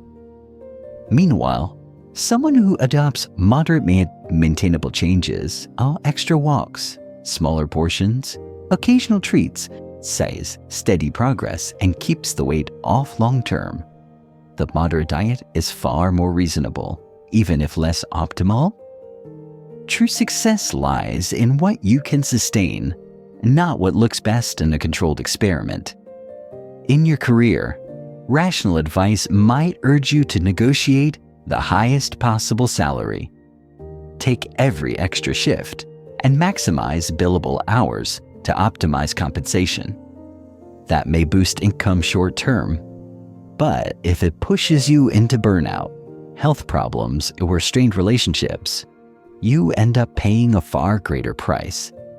A reasonable career strategy balances ambition with well-being, setting income goals that allow for downtime, limiting work hours to retain creativity, and leaving room for personal interests. Over decades, that sustainable pace yields more productivity, more happiness, and ultimately more career resilience than an all-in sprint that burns out by mid-career. How do you make reasonable choices in your financial life? Start by mapping your risk tolerance as honestly as you can. Picture a sudden 20% market drop. Do you quietly shrug and buy more? Or does your gut wrench and your mind race with worst-case scenarios? If panic would overwhelm you, dial back your exposure. Choose a portfolio allocation you can hold through turbulence. If a moderate 8% return with manageable swings keeps you calm, that's reasonable. even if a theoretical models show you could achieve 12% by chasing more risk. Next, factor in your personal comfort zones. If you dread debt, opt for a longer-term mortgage at a fixed rate, rather than a shorter adjustable one with lower interest but more uncertainty.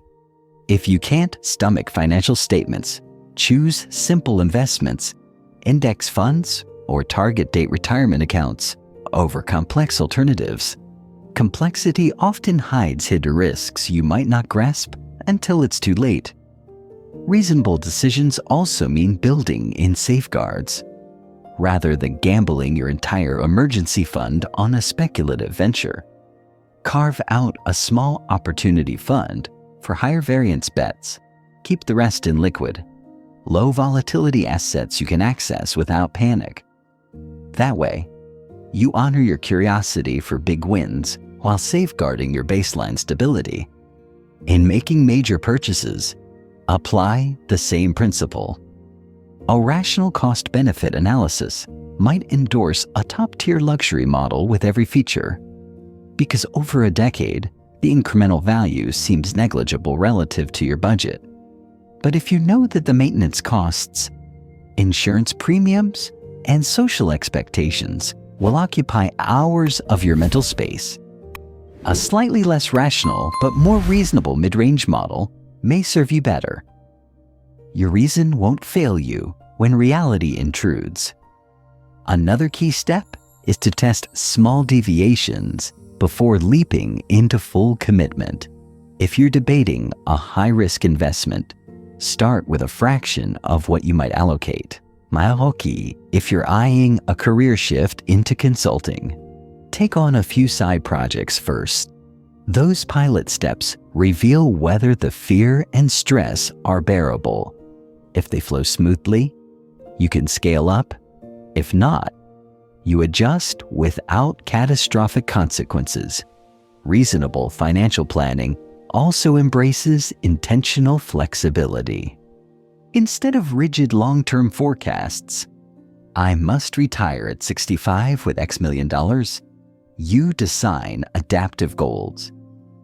I aim to maintain a comfortable lifestyle on Y% of my assets, but I'll adjust spending or work hours if circumstances change.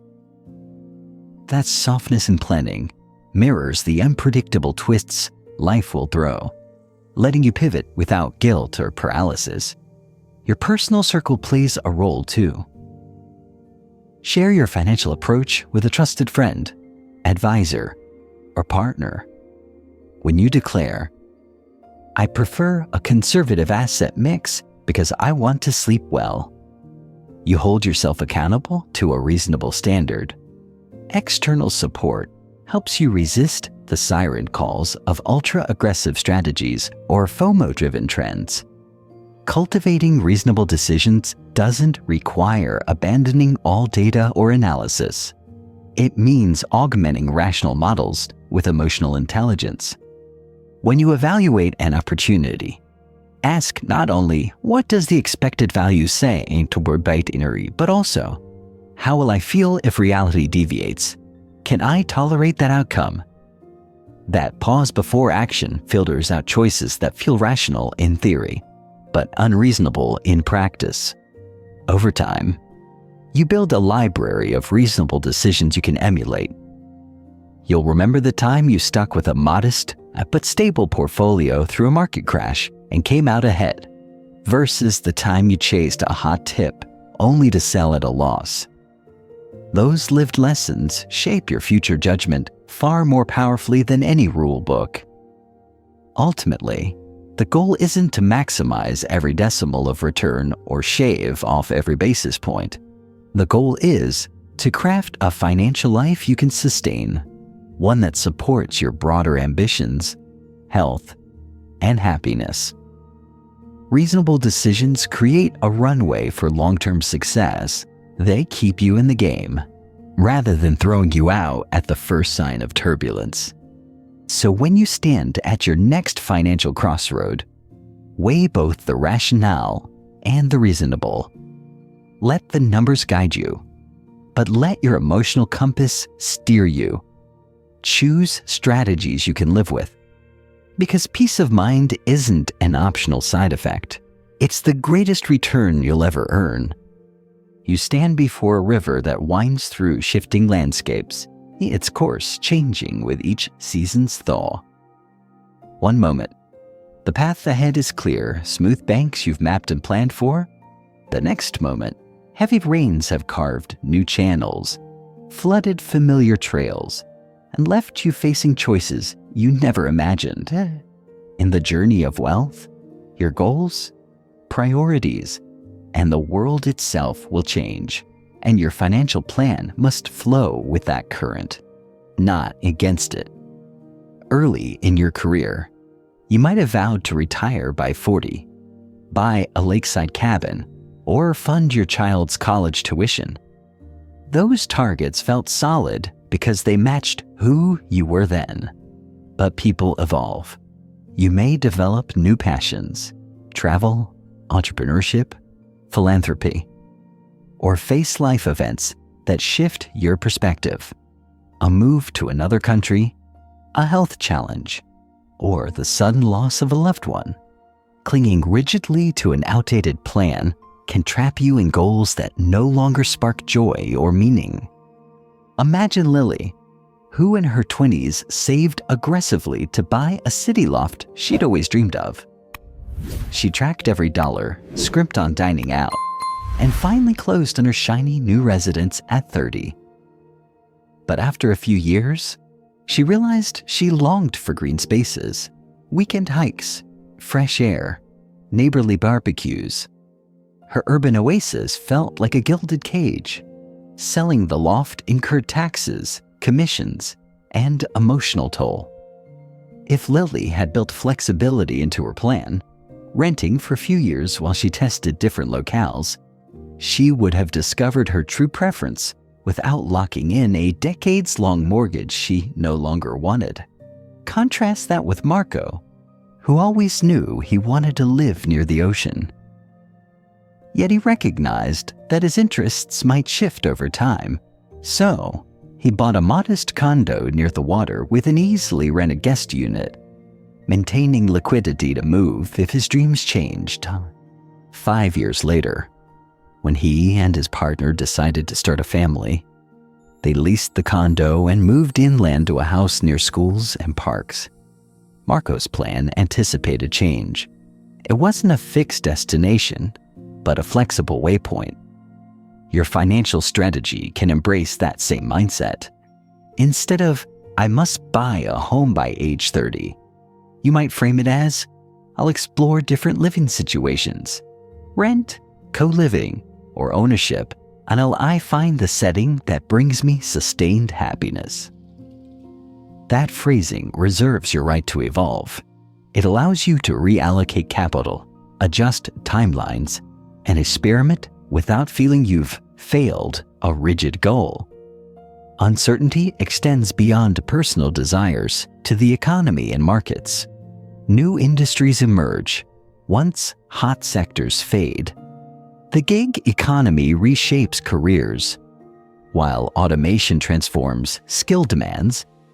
If you overcommit to a single plan, like expecting a factory job to last 30 years, or banking solely on one real estate market, you risk being left behind as the landscape shifts.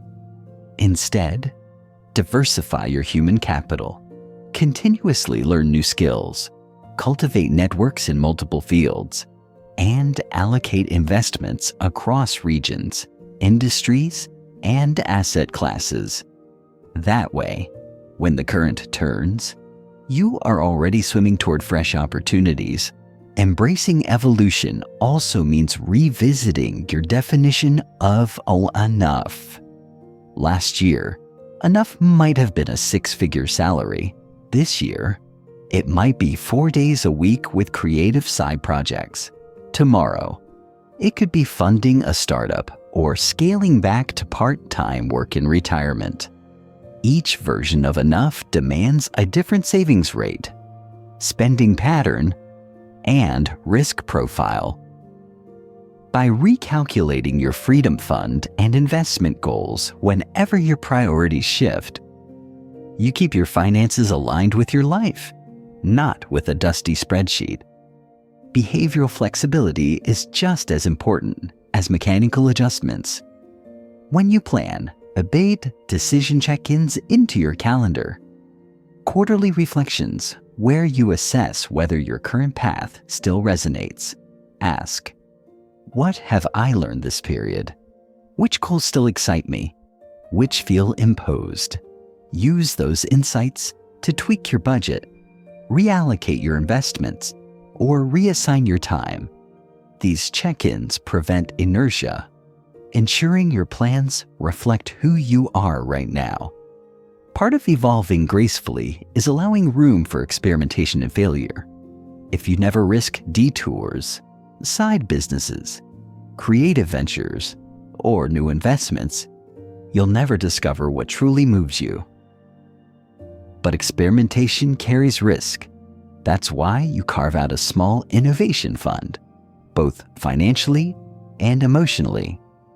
Agree with yourself that a portion of your portfolio, say 5%, goes to high variance bets. A chunk of your work week, perhaps 10%, goes to passion projects. If they flop, you lose only what you can afford. But if they succeed, you unlock unexpected growth. That margin for error makes change less terrifying. Optimism pairs with adaptability here. When you release yourself from rigid plans, you invite new possibilities. You may stumble onto a fulfilling career you never envisioned, meet a community that reshapes your values, or discover an investment theme ahead of the curve. Those positive surprises can reshape your goals in ways you'd never have scripted. A mindset that welcomes change while still grounding you in your core principles ensures you capture upside tail events, not just in markets, but in life itself. Humility is the ballast that steadies you amid change. It reminds you that no plan is perfect, and that the world will always surprise you. When your strategy falters, say a rental market softens or a career pivot stumbles, you resist self-recrimination. Instead, you analyze what went wrong, extract lessons, and chart a revised route. Humility transforms setbacks into data, not judgments. It undercuts the ego-driven need to be right, freeing you to adjust your sails with grace. Consider your retirement forecast. You may model that with current withdrawal rates, expected returns, and life expectancy assumptions. But those parameters shift. Healthcare costs rise, personal health changes, global markets pivot. If you rigidly adhere to a plan that calls for drawing 4% annually to age 90, you may find yourself strapped when expenses exceed projections. Instead, adopt an evolving drawdown strategy. Set a flexible spending rule that adjusts withdrawals based on portfolio performance, inflation, and personal needs. In good years, you spend a bit more. In bad years, you pull back. That elasticity prevents early depletion and aligns your consumption with realities as they unfold. Flexibility also applies to estate and legacy planning. Perhaps you envision leaving a fixed inheritance to your children, but their circumstances, career paths, geographic locations, personal priorities may diverge radically from your own. Instead, build a legacy framework that balances a planned gift with discretionary trusts, or space for your heirs to decide allocations. That way, your financial legacy adapts to who they become, not just who you were. Teams and relationships flourish under adaptive planning, too. Financial decisions rarely occur in isolation. When you're partnered or have dependents, periodic joint reflections ensure everyone's evolving needs. Career shifts, educational plans, health concerns, are woven into your shared strategy. That collaborative flexibility builds trust, reduces conflict, and aligns resources with collective growth, not just individual designs. Finally, treat your financial journey as an ongoing story with evolving chapters. Just as you wouldn't insist that a character remain static across dozens of plot twists, you don't demand a static financial script. Embrace the narrative flow. Each reflection is like a plot twist. Each goal pivot, a new act. When you see your plan as a dynamic story, you stay engaged, motivated, and curious, rather than trapped by outdated ambitions. Adaptive planning isn't about abandoning goals. It's about upgrading them as you grow. It's replacing must-have X by date Y with aspire toward X, but open to Z if Z excites me more. It's the art of steering by the stars while allowing your map to redraw itself when constellations shift. It's trusting in your ability to navigate uncertainty instead of vainly chasing the illusion of control. So, as you follow this river through its winding course, paddle with intention. Pause occasionally to survey new tributaries, and steer toward the horizon that aligns with the person you are becoming. That intentional flexibility ensures your wealth journey stays in sync with your evolving self, and that every twist in the stream becomes an opportunity rather than a threat. You're steering your life's sailboat on open waters, sunlight dancing across ever-changing waves, and you realize that no fixed map can chart every current, every gust, every unexpected squall. Wealth, like the sea, demands a readiness to adjust your course, to trim your sails, and to embrace new destinations as they emerge on the horizon. Early in your journey, you may have set your financial compass toward a single point. Retire at 65, purchase a lakeside cottage, or accumulate a specific net worth. Those targets felt solid because they aligned perfectly with your vision at the time. Yet as years pass, you grow, learn, and encounter fresh aspirations. Perhaps you discover a passion for teaching, a desire to launch a social enterprise, or the joy of parenting. Each shift reshapes the contours of your ideal future, urging you to revise your route. Imagine Sophia, who in her 20s pinpointed early retirement by 40 as her ultimate goal. She saved, invested, and lived lean to hit that milestone. But by 35, she'd fallen in love with mentoring at a local nonprofit, gleaning profound fulfillment from guiding others. The prospect of retiring felt hollow if it meant stepping away from a role she now cherished. Instead of rigidly pushing to retire, she pivoted. She reallocated a portion of her investment runway to fund her nonprofit work, adjusted her timeline to reflect new purpose, and embraced the income sacrifice as a gateway to deeper meaning. Contrast this with David, who stubbornly clung to a plan laid in his 20s, buy a large suburban home, save for college tuition, retire early, and refuse to adapt when life intervened. David's job relocated him across the country. His spouse launched a business requiring early capital, and his parents' health needed attention. Yet his unwavering plan left him underwater on a house he no longer lived in, shortchanged on family priorities, and tethered to a timetable that no longer fit reality. His rigidity meant he missed chances to realign with what mattered most. Adaptation begins with periodic reflection. Every quarter, or at least twice a year, pause and ask, which goals still light me up? Which feel burdensome or irrelevant? What surprises have shaped my desires? Capture the answers in writing, as vivid notes rather than sterile metrics. Those reflections become checkpoints on your voyage, guiding you toward adjustments rather than insistence on static aspirations. Next, treat your financial plan as a living document. Instead of carving dates and amounts in stone, sketch them in pencil.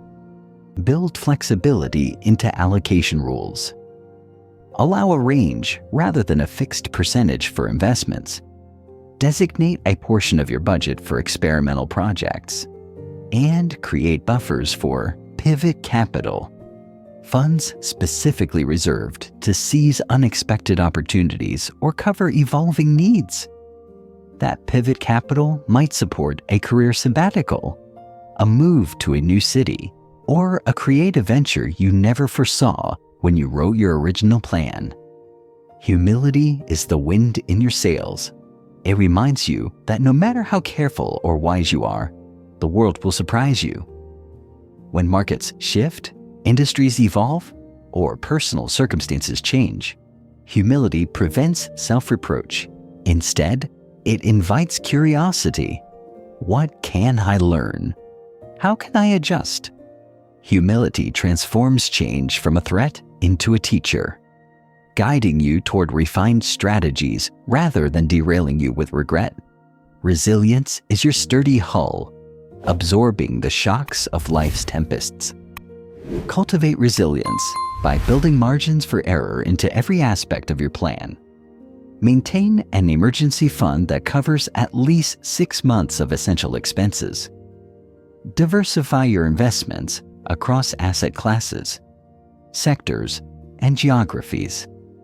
Develop multiple income streams, side consulting, passive royalties, freelance projects, so a downturn in one area doesn't shatter your overall stability. That resilience underpins your freedom to evolve without fear. Optimism is the compass that points you forward. It fuels your willingness to experiment, to launch side hustles, to pursue further education, and to explore new industries. When you believe in positive possibilities, you open yourself to emerging markets, innovative technologies, and novel career paths. Optimism tempered by realisms prevents naivete. You pursue opportunities enthusiastically while still vetting them with due diligence and planning for contingencies. Meetings of mind happen when you blend humility, resilience, and optimism. Suppose you consider investing in a burgeoning green energy startup. Humility reminds you to research thoroughly and heed dissenting viewpoints. Resilience urges you to limit the size of your bet and keep core capital protected. Optimism encourages you to seize the chance to support transformative innovation. The result is a reasoned yet dynamic decision that aligns with your evolving values and risk capacity. Behavioral flexibility also extends to your spending habit. When you once allocated large sums to travel, perhaps now those funds fuel home renovations that enhance your sense of belonging. When you previously earmarked every bonus for retirement accounts, you can now channel a portion toward lifelong learning or a family legacy project. By treating cash flows as adaptable, you honor shifting priorities without feeling guilty about breaking past patterns. Technology can support your adaptive journey. Use budgeting and goal tracking apps that let you adjust targets and reassign funds with ease. Set alerts for milestones and triggers that prompt reflection. Say, when a savings bucket hits a threshold or an account and dips below a safety level. These reminders keep adaptation active rather than dormant until crisis forces change. Your social circle plays a pivotal role. Share your evolving goals with trusted friends, mentors, or partners. Their perspectives can illuminate blind spots and spotlight opportunities you hadn't considered. Collaborative adaptation fosters shared growth and mutual accountability. When you revise goals together, you reinforce the mindset that plans exist to serve your life, not the other way around. Embracing adaptation transforms uncertainty from a liability into a catalyst. Instead of fearing detours, you welcome them as invitations to discover richer destinations. Each revision, scaling back on a goal, accelerating another, launching a side pursuit, becomes part of an agile dance with life's currents. You gain the confidence to navigate heading changes, confident that your core values will guide you even when the specifics shift. In the end, adaptation isn't the opposite of planning. It's its natural complement.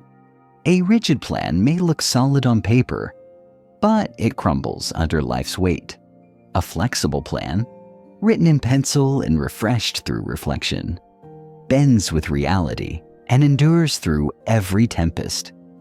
That adaptive resilience is the hallmark of lasting wealth, a financial journey that grows with you, responds to your evolving self, and aligns with the ever-changing tapestry of your life. Now that you've sailed through these 13 sections, let's anchor in 5 simple rules that weave together every lesson and chart a course for a life of freedom, resilience, and purpose. 1. Define your enough. Clarify the minimum resources and lifestyle that bring you security and contentment, and protect that boundary fiercely. When you know exactly what enough looks like, you stop chasing endless accumulation and start savoring the abundance you already possess. 2. Save first, spend later. Automate your savings, emergency fund, retirement, pivot capital, so you pay your future self before you indulge today. That inversion of budgeting turns discipline into default behavior and ensures your long-term needs are met without constant willpower battles. Time in the market, timing the market. Commit to consistent, long-term investing over chasing short-term peaks.